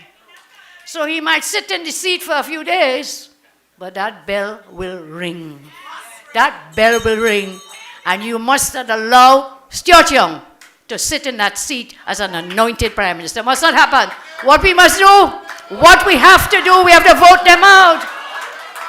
We will rise above this moment of authoritarianism and we must ensure that TNT's future remains in the hands of you, the people. A government of the people. A government by the people. And a government for the people. That is what the UNC will give you. That is what we offer to you. And tonight I say without any shame, we will do so together with partners. I see Philip Alexander is here. We will work with them because they too stand for a government of the people, by the people, and for the people. And how do we get that? We must make sure when that bell rings, what do? Vote them out. Vote them out. The UNC is ready. We are prepared to lead. We are prepared to govern with integrity, to deliver the change our country desperately needs. But first, we demand what the people deserve. And what do we deserve? They must call the elections now. They must call the elections now. He must give to you, the people, your constitutionally enshrined right to choose a prime minister rather than to accept a dictator's personal, outrageous, dangerous, incompetent pick of his successor. And I say today again, we demand, Rowley, according to JJ, go now. If you're going, just go. Just go. Just go and call the election now. What are you hanging about for? What are you staying to do? To go to a CARICOM meeting? Since when that was important to you? Why are you staying? Why do you want to keep the country in a state of limbo? Why do you want to keep our nation in stasis in a no-place land? You're neither in heaven nor in hell. We are swinging like Tarzan on a branch somewhere.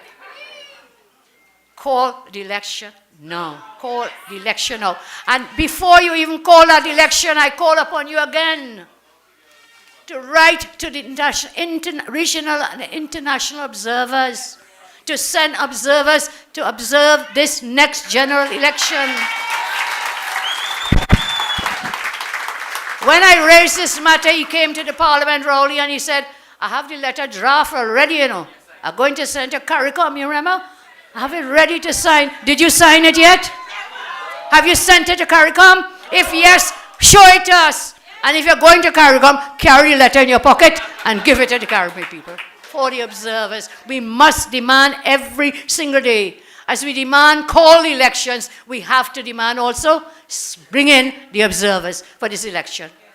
Because they could thief this whole election, you know.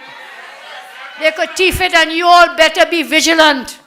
Do not become complacent and say, oh, we're going to win. Look at people here tonight. No, no, no. We have to do the work on the ground. We have to have boots on the ground, and we have to work every single seat. Don't get carried away. Don't get chained up. We have not won until the last vote is counted. So I call upon UNC people today or tonight, hit the ground, boots on the ground. Whatever little differences you have, you didn't get the seat and you're vexed. No, no, no. When we win, everybody wins. When the UNC win, everybody wins. And tonight, can I big up Anil Roberts again? When we gave the seat to Devish, Anil said, I am a team player, fully on board, and I really praise him. I give him praise for that. There are some people, when they don't get X or Y, yeah, they want to mash up the thing. That's like Rowley. He can't get everything, you just mash it up.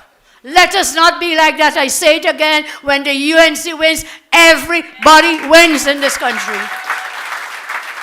They say many a call, but it's not that one. For seats, many a call and only one is chosen. But when all those chosen ones win this battle, then there will be room and space at the table for every single one. So not just one position, not just a seat. There are thousands of positions to be had, but first what we have to do? We have to win. So I share that with you, and I'm not going to spend too much time on Stuart Young and Roll. Waste our time. Just tell them goodbye, okay? Say bye-bye, bye, bye, help me, bye, goodbye, just go, and go now. I want to turn to some other important matters, and in the weeks to come, we have many, many bright people, brilliant people, and we'll be rolling out, we resume screening very shortly. And well, Rory has said, I'm told, he going CARICOM, and when he come back, he wants to enjoy Carnival. Saddam, no, he said that. The same Akash somebody talked about. I think Akash asked him. And Saddam said it. Come to enjoy Carnival, and after Carnival, you'll see what next, okay? So I said, don't be surprised, man, backtrack, you know. Backtrack, it's very possible. So we don't know the timeline, what he has in mind. As I say, on Monday, Saddam mentioned it, we will be dealing with the proclamation for the emergency in the parliament, and the presidential statement, and the motion to adopt the state of emergency for another 30 days. Did you read it? I think it's 30 days. 3 months. So we'll deal with that on Monday. So I will not spend too much time on SOE. Saddam has done quite well in the short time that he had, so I thank him very much. Now, I raised with you people right here in a meeting passed back, one of our Monday nights here.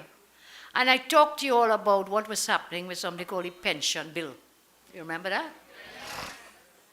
So I'm saying this year is about your rights.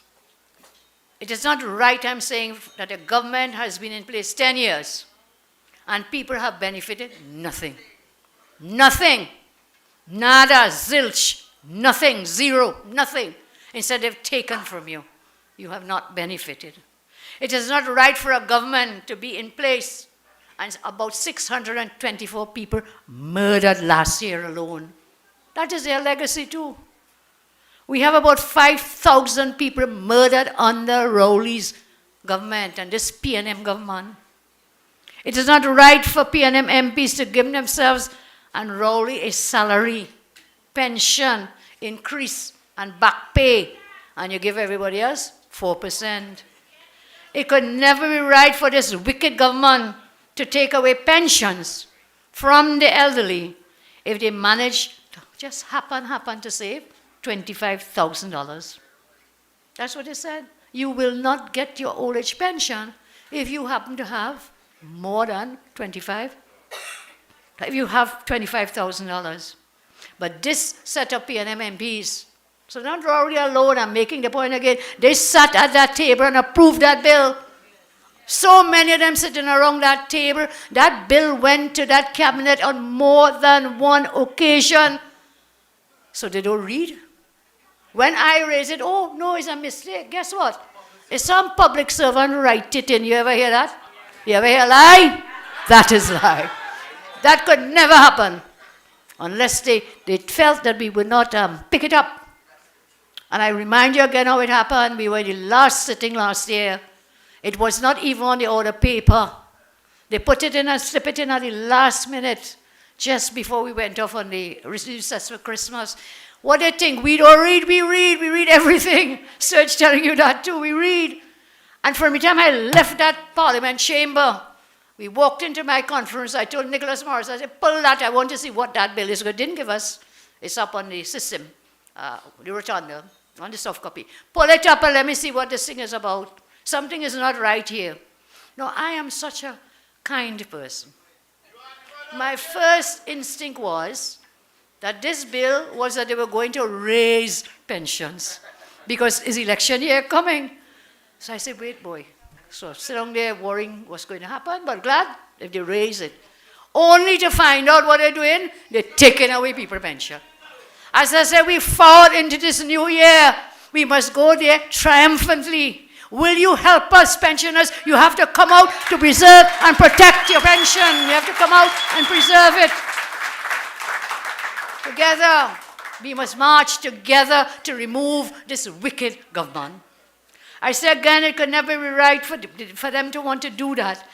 And then they tell us, they say the bill withdrawn. You hear a lie? Another lie. They said the bill is withdrawn. Well, today I got a piece of paper. It's called the House of Representatives Order Paper. This is for the sitting on Monday, the 13th of January. That's Monday, that's the next sitting. Guess what's on this order paper? Pensions bill, look, it's right here. It's there. So they want you to feel they withdrew it, but they did not. Look, it's here. Bill's second reading. A bill entitled, an act to amend the Senior Citizens Pension Act, Chapter 3202, and the Public Assistance Act, Chapter 3203, on the order paper for the next sitting of the House. So they want the whole country to believe that they withdrew the bill. But you see, some of us don't read. Some of us kind of a little brighter than some of them.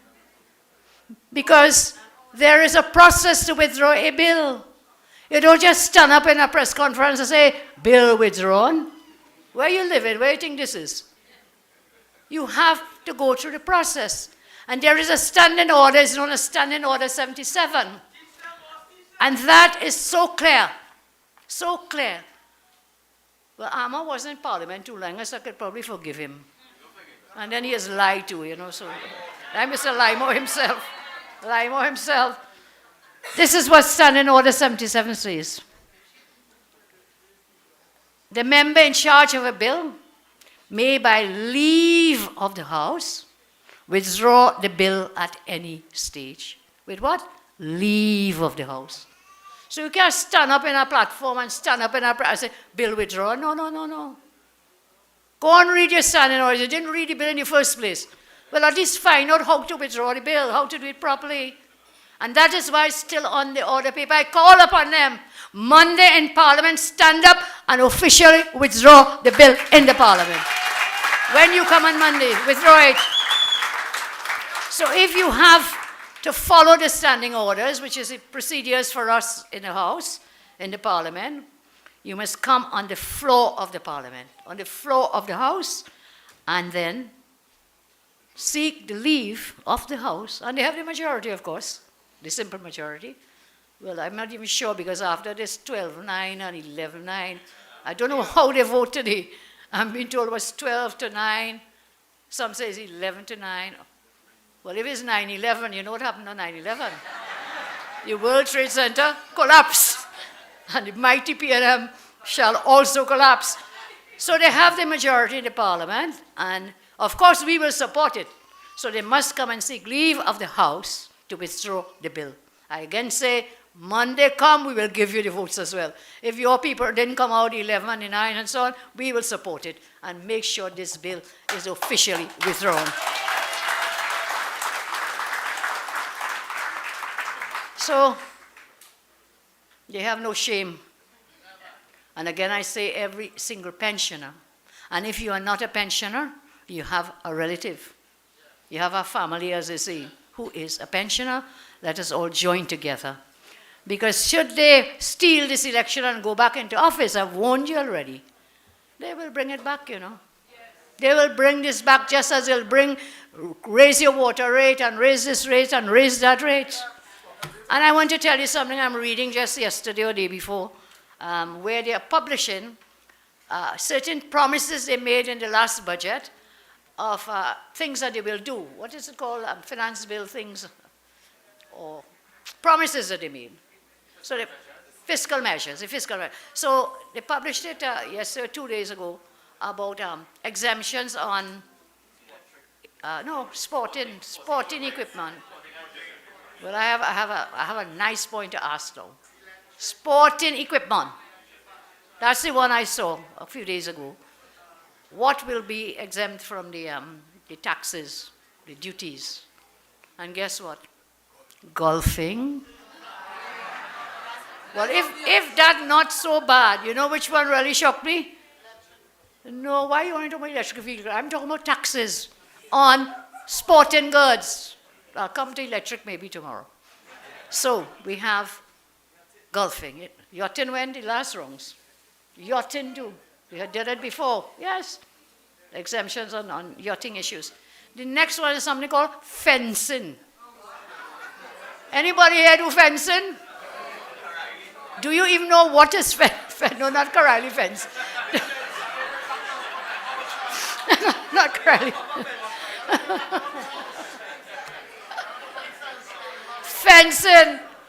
So I'm talking this with somebody, they say the last time they hear about fencing is down in Barkpo, where fellas with cutlass. Fencing. But they would not give you lesson taxes or exemptions on what? On food, on the cost of food. They will not take away or lessen the property tax. They will not deal with the online tax. What is it? You know, tire tax, all these taxes. That's their only way of governing. They have no revenue streams, so what they do? Tax, borrow, and spend, and wait. When they go to office, we have to pay back. We talk about taxes taken off of fencing. How many people fence in this country, boy? And golfing, well, we know one for sure, golfing. But the taxes you should be looking at is VAT on food. VAT on food, the VAT on food, that's what we should be talking about. People can't buy meals. They can't feed their families. And that is where they are at. So as I continue, as our time draws to an end, I want to share one other matter with you, or maybe two. Right.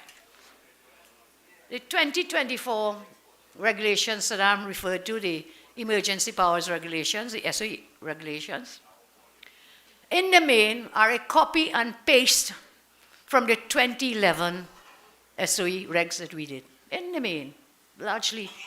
And yet, it took this cabinet a whole day. They're just copying and pasting to see how incompetent they are. They announced this thing first, some press release came out early in the morning, Monday. It came out on a piece of paper that was not even an official paper with any official markings on it. Then so they put that out first. And then they had a press conference, right? And at that press conference, they told us, we will have this done within the hour. Soon, we'll publish it. By night time, I'm looking for these, because this is what gives the SOA its strength, its power. Not put out until sometime 7:30 or 8 in the night. What took them so long? 9 o'clock. 9 o'clock. 9 o'clock. And then that is only limited circulation, because it would not have gone, in the Gazette and so on, for public knowledge.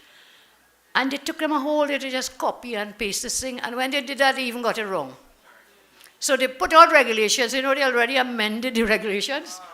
They already made an amendment, meaning change it to add or take away as the case may be. And before they're done, there'll be amended far more provisions in there. But that's not the only thing about this. So you announced it in the morning. You have no regulations in place.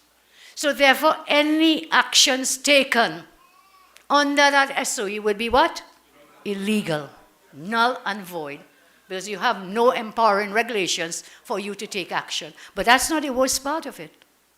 When you announce this thing so early in the morning and you don't have the regs in place till the night, you have something called tipping off. So all the fellas with the gun and the ammunition, the drugs, guess what? You give them a whole day tip off to move and carry. I remember once Farris, they told me I was tipping off Marlene McDonald. Some case they wanted to bring on the poor girl. Tipping off, that is where you told them before. You had no regulations to implement. So what do you think them big boys going to do? They move out everything? They had a whole day to remove them. So I don't think the section in the Constitution, which is, I think 7, for the emergency powers, Section 7 of our Constitution, that was not intended to empower the President to amend the Constitution or displace entrenched provisions. That should be read as giving just enough power to have what they talk about in law, a legitimate aim. So what they've done in these regs as well, Saddam, they have taken away the habeas corpus jurisdiction of the High Court by regulations. Lawyers says, look at that, I've been definite, you cannot do that. Because if there's an entrenched provision in the Constitution, a regulation cannot remove it. You have to go to the Parliament and pass a law with the requisite majority. So this can only be done under Section 7. They have no such words. The tribunal they've set up is only advisory. It was never intended to replace the jurisdiction of a judge of the court. Talking a little too much law, but understand me, they've taken away this provision that would have allowed you to go to a court to enforce your rights and to get justice by regulations. They cannot do it. Now, I have a concern with Regulation 11. This has to do with the guns. Where they're saying if you come and you surrender your gun, okay, under Regulation 12, let me read it for you. No person who surrenders any firearm, and I'm going somewhere with this, it's not just low here. This is going at people right now, some wicked people. No person who surrenders any firearm, ammunition, or explosive during any period prescribed, and otherwise in accordance with an order to surrender, no person shall be prosecuted under the Firearms Act or regulation for illegally purchasing, acquiring, or possessing such firearm, ammunition, or explosive. This is saying, hey, bring it in, okay? Now, there are two kinds of sections under the Firearms Act. One which says there are certain weapons that you cannot have in your possession, you cannot acquire, and so on, but unless you have something called an FUL, the license. But there's another category of weapons, they're known as prohibited weapons.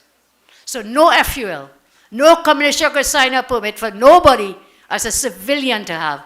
That is only for people in the protective services, okay? Bear along here with me. Now, we had that provision in our SOE way back in 2011, but we never implemented it. Because that, if you want to implement that again, you have to come to Parliament and pass a law by special majority vote. Because if you have a crime, possessing this prohibited weapon, you can't take away a crime. You cannot exonerate a criminal who had possession of a prohibited weapon by a simple regulation. So 11 is in effect a kind of gun amnesty. And what it does is to unlawfully close down, fetter the discretion of the DPP under Section 90 of the Constitution. That section is one of those provisions to which Section 54(3) of the Constitution applies, which means it is deeply entrenched. You cannot change it by regulation. You cannot change it by simple, we call it Act of Parliament. Must be a special majority, 2/3 of the houses, the Senate and the House. Cannot do it under regulation. So tonight I ask this.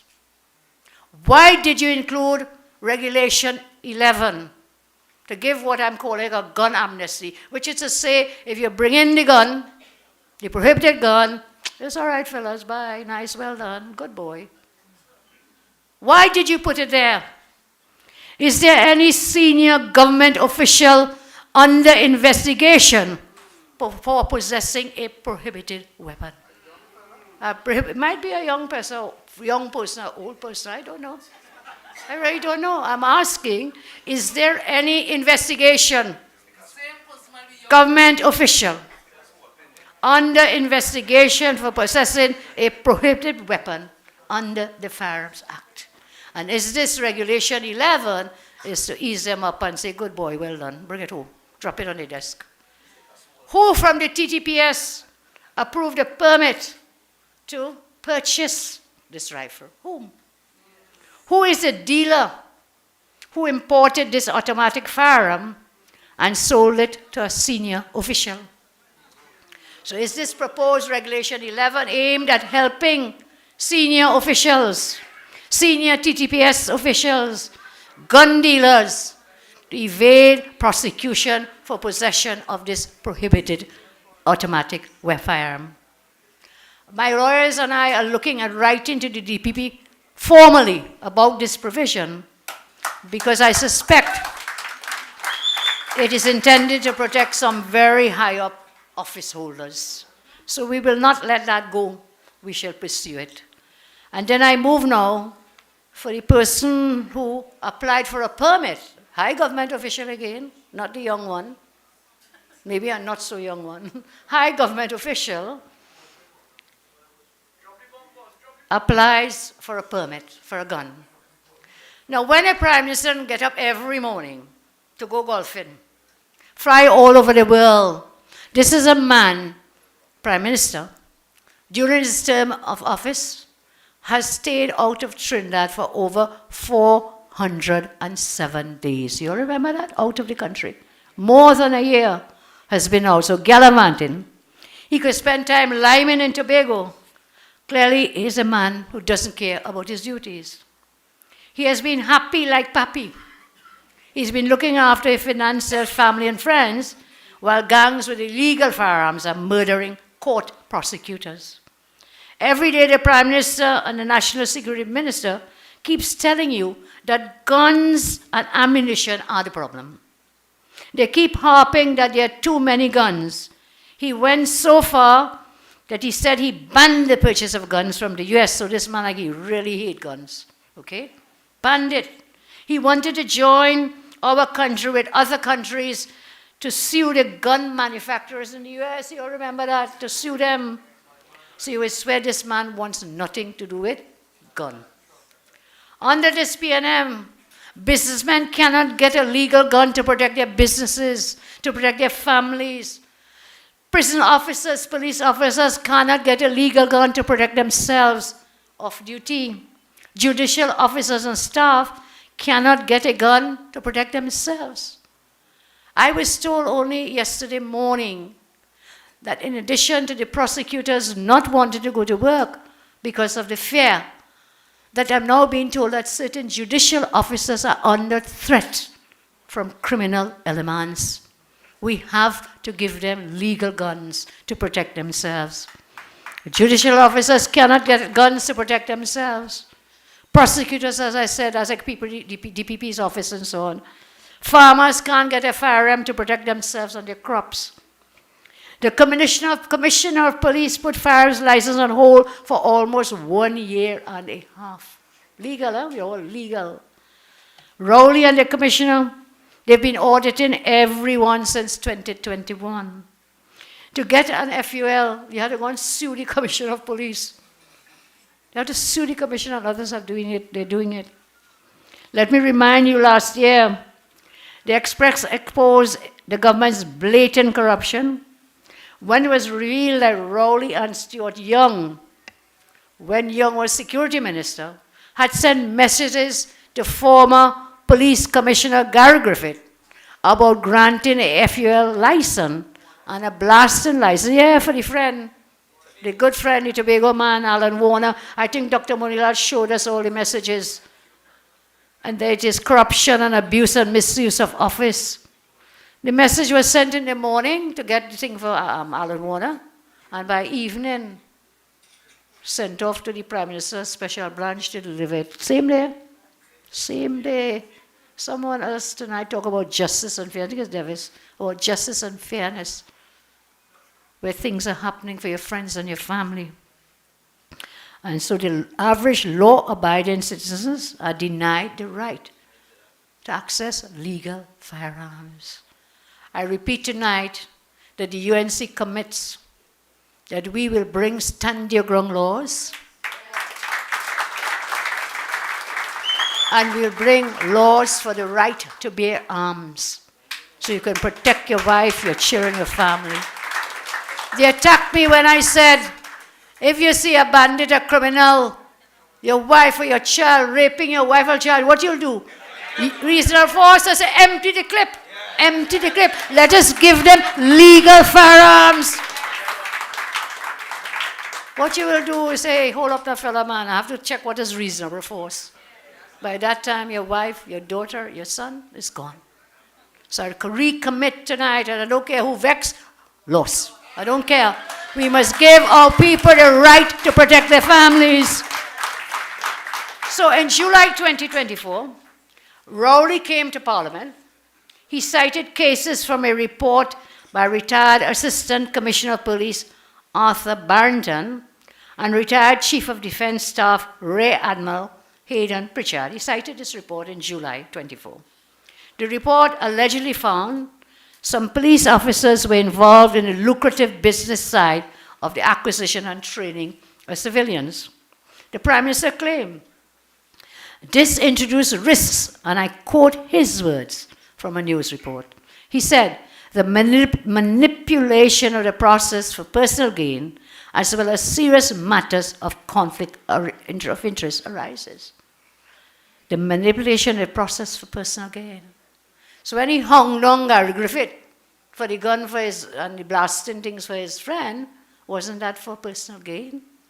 I have another example tonight which speaks about this Prime Minister's callous and selfish actions. It is shocking in a country besieged by crime, the Prime Minister's priority remains what? Himself. There was an article August 24, 2022. Griffith says the minister harassed him for a firearm approval to kill pigs. Do you remember that? August 2022. I'm quoting from the article. Former Police Commissioner Gary Griffith has called on Prime Minister Dr. Rowley to tell the country who is the government minister who sought to get Griffith to fast-track approvals for firearms for the minister to be able to kill pigs. Quoting from the article. You should tell the country who is a very senior government minister that harassed me constantly to provide explosives for a friend in Tobago, etc., etc. Who was the person who harassed me to get special firearms for himself to kill pigs, and his list of friends together, long and distinguished, harassed me to get firearms fast-track for them. That was the article. This article was published August 2022. Let's fast forward now to August 2023, when the Prime Minister applied for a permit from Police Commissioner Erla Christopher to import a gun called Blitzkörner Captive Bolt Stunner 9mm for killing pigs and goats, while he and Erla were refusing to give law-abiding citizens the license. In August 2023, Erla Christopher granted the Prime Minister the approval to purchase the firearm. Look on the screen, you'll see a picture, you seeing it? That's the firearm, the Blitz gun. Look at it. It doesn't look like a conventional gun, but it is a gun. It uses 9mm cartridges without a projectile. Farmer Rowley requested a permit to import a device to kill animals. A captive bolt device is used for slaughtering animals, ranging from small pigs to bulls. And we do know Farmer Rowley has a goat farm, if I'm not mistaken, in Tobago. A retracting bolt is fired into the head. This is a height of hypocrisy. Sometimes you call him a Maha hypocrite. Maha hypocrite. This is a height of hypocrisy.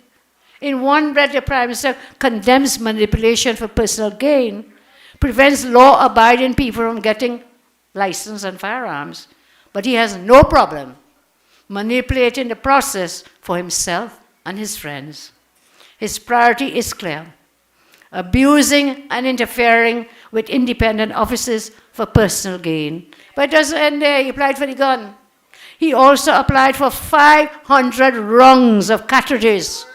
500 rungs. I don't know how much goat and sheep he has there. 500 rungs of ammunition. When normally I'm told, you're saying 40, I'm told I'll say 40 to 50 rounds. I want you to look at the screen. I'm not making this up. There is a permit. There is a permit. Keith, Christopher, Mr. Keith Rowley, Goodwood Park, etc., etc. Use on estate, one Blitzkörner, captive bolt stunner. And when you go down, you see 500 round cartridges. That's the permit. Who is it signed by? Erla Christopher. And then when you go down further, you see it was sent to the, help me please, it's a special branch, someone in special branch. Anyway, it was sent to, not normally you go to the police station, a normal human being, and you go put in the application, then the police station, they check it and they sign it and say, okay, this went straight to some superintendent of police.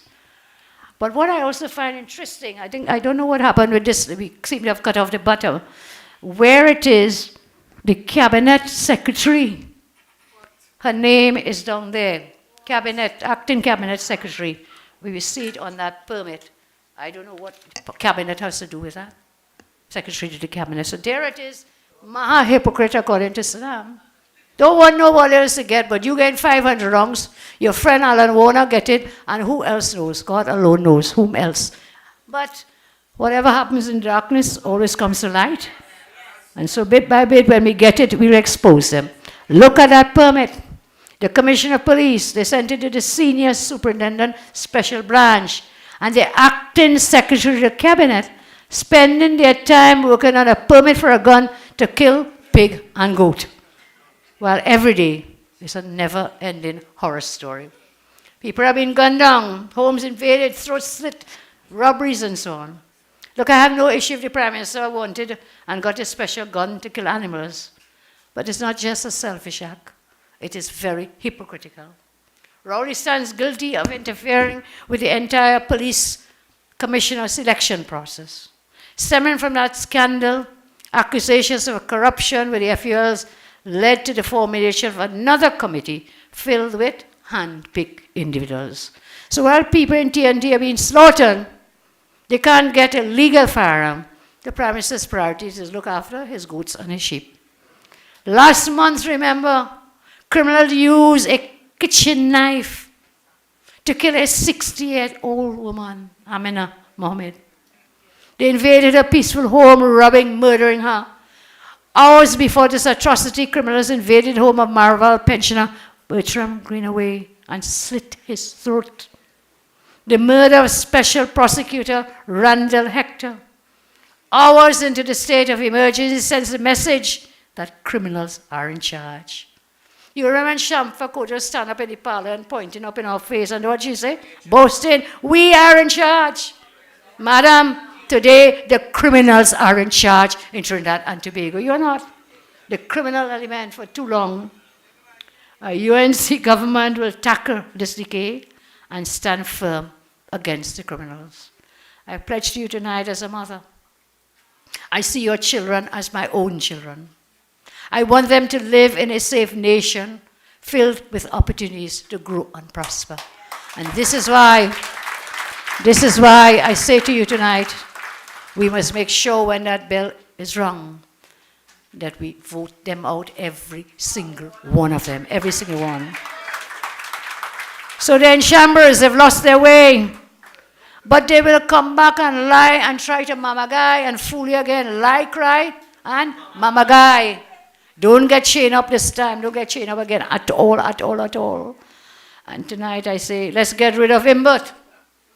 Let's get rid of Camille. Let's get rid of every single one. Stuart Young, everyone, call them all. Every single one must go. And I want to tell you this. We have seen, and we must not forget, that the whole cabinet was responsible for the highest murder rates in our history. The whole cabinet was responsible for the highest food prices in our history. They are all responsible for the $3 billion that's still missing. And this is Prime Minister, as you told her, he said, the rich will get richer. Not one PNM MP stood up and said no to the 4%. But they stood up and said yes to the 47% increase on the back pay and the higher pension. Yes, they said they all agreed to that in their cabinet. Not one of these people rejected our SRC report for those increases. Not one of them said no to the property tax. Remember that? So they're all complicit. Damon Trigel may complicit whole lot. They're all in this together. They were all in that together. They're all responsible for our mess. So don't just blame Rowley alone for their negligence.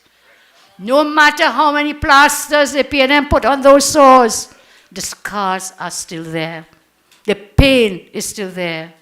And the only way to get rid of that pain and suffering is to do what? Vote them out. It doesn't matter. It doesn't matter who they send to lead the PNM on election day. All, I say it again, must go. Get that into your brain. All. Vote them out. What do we do? Vote them out. They're trying all the tricks in the book. Public is looking on. And all we can see watching this soap opera is how the mighty have fallen. What is in the darkness always comes to light. It is clear that the PNM lied and lied and lied to us. They said every nasty and destructive thing they could find to say about the UNC. Now it's all coming to light. All the lies. Nothing new to lie and accuse about. So they have no campaign. They have no campaign. Because guess what? God don't sleep. God does not sleep. God doesn't sleep. So my friends and all, I said, we have come out of a very dark period, a decade of darkness, of horror, death and destruction. We come out of a decade. We are going into a new year in 2025. And I know that once we work together and stay together, that we'll forward into this 2025 triumphantly into victory. The sun will rise again. The sun will rise again. God bless you, and I thank you very much. Thank you so much.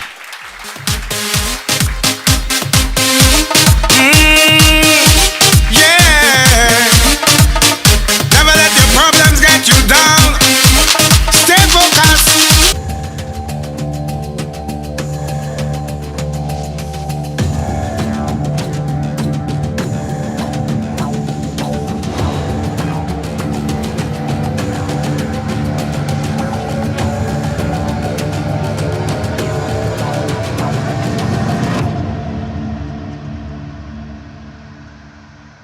Do you know that in 2016, 66 liters of diesel cost $100? Today, under the PNM, you get 20 liters of diesel for $100. The diesel you paid $100 for under the UNC now costs $327 under the PNM, which directly affects the cost of food, transport, and services. Guess who I'm voting for next time?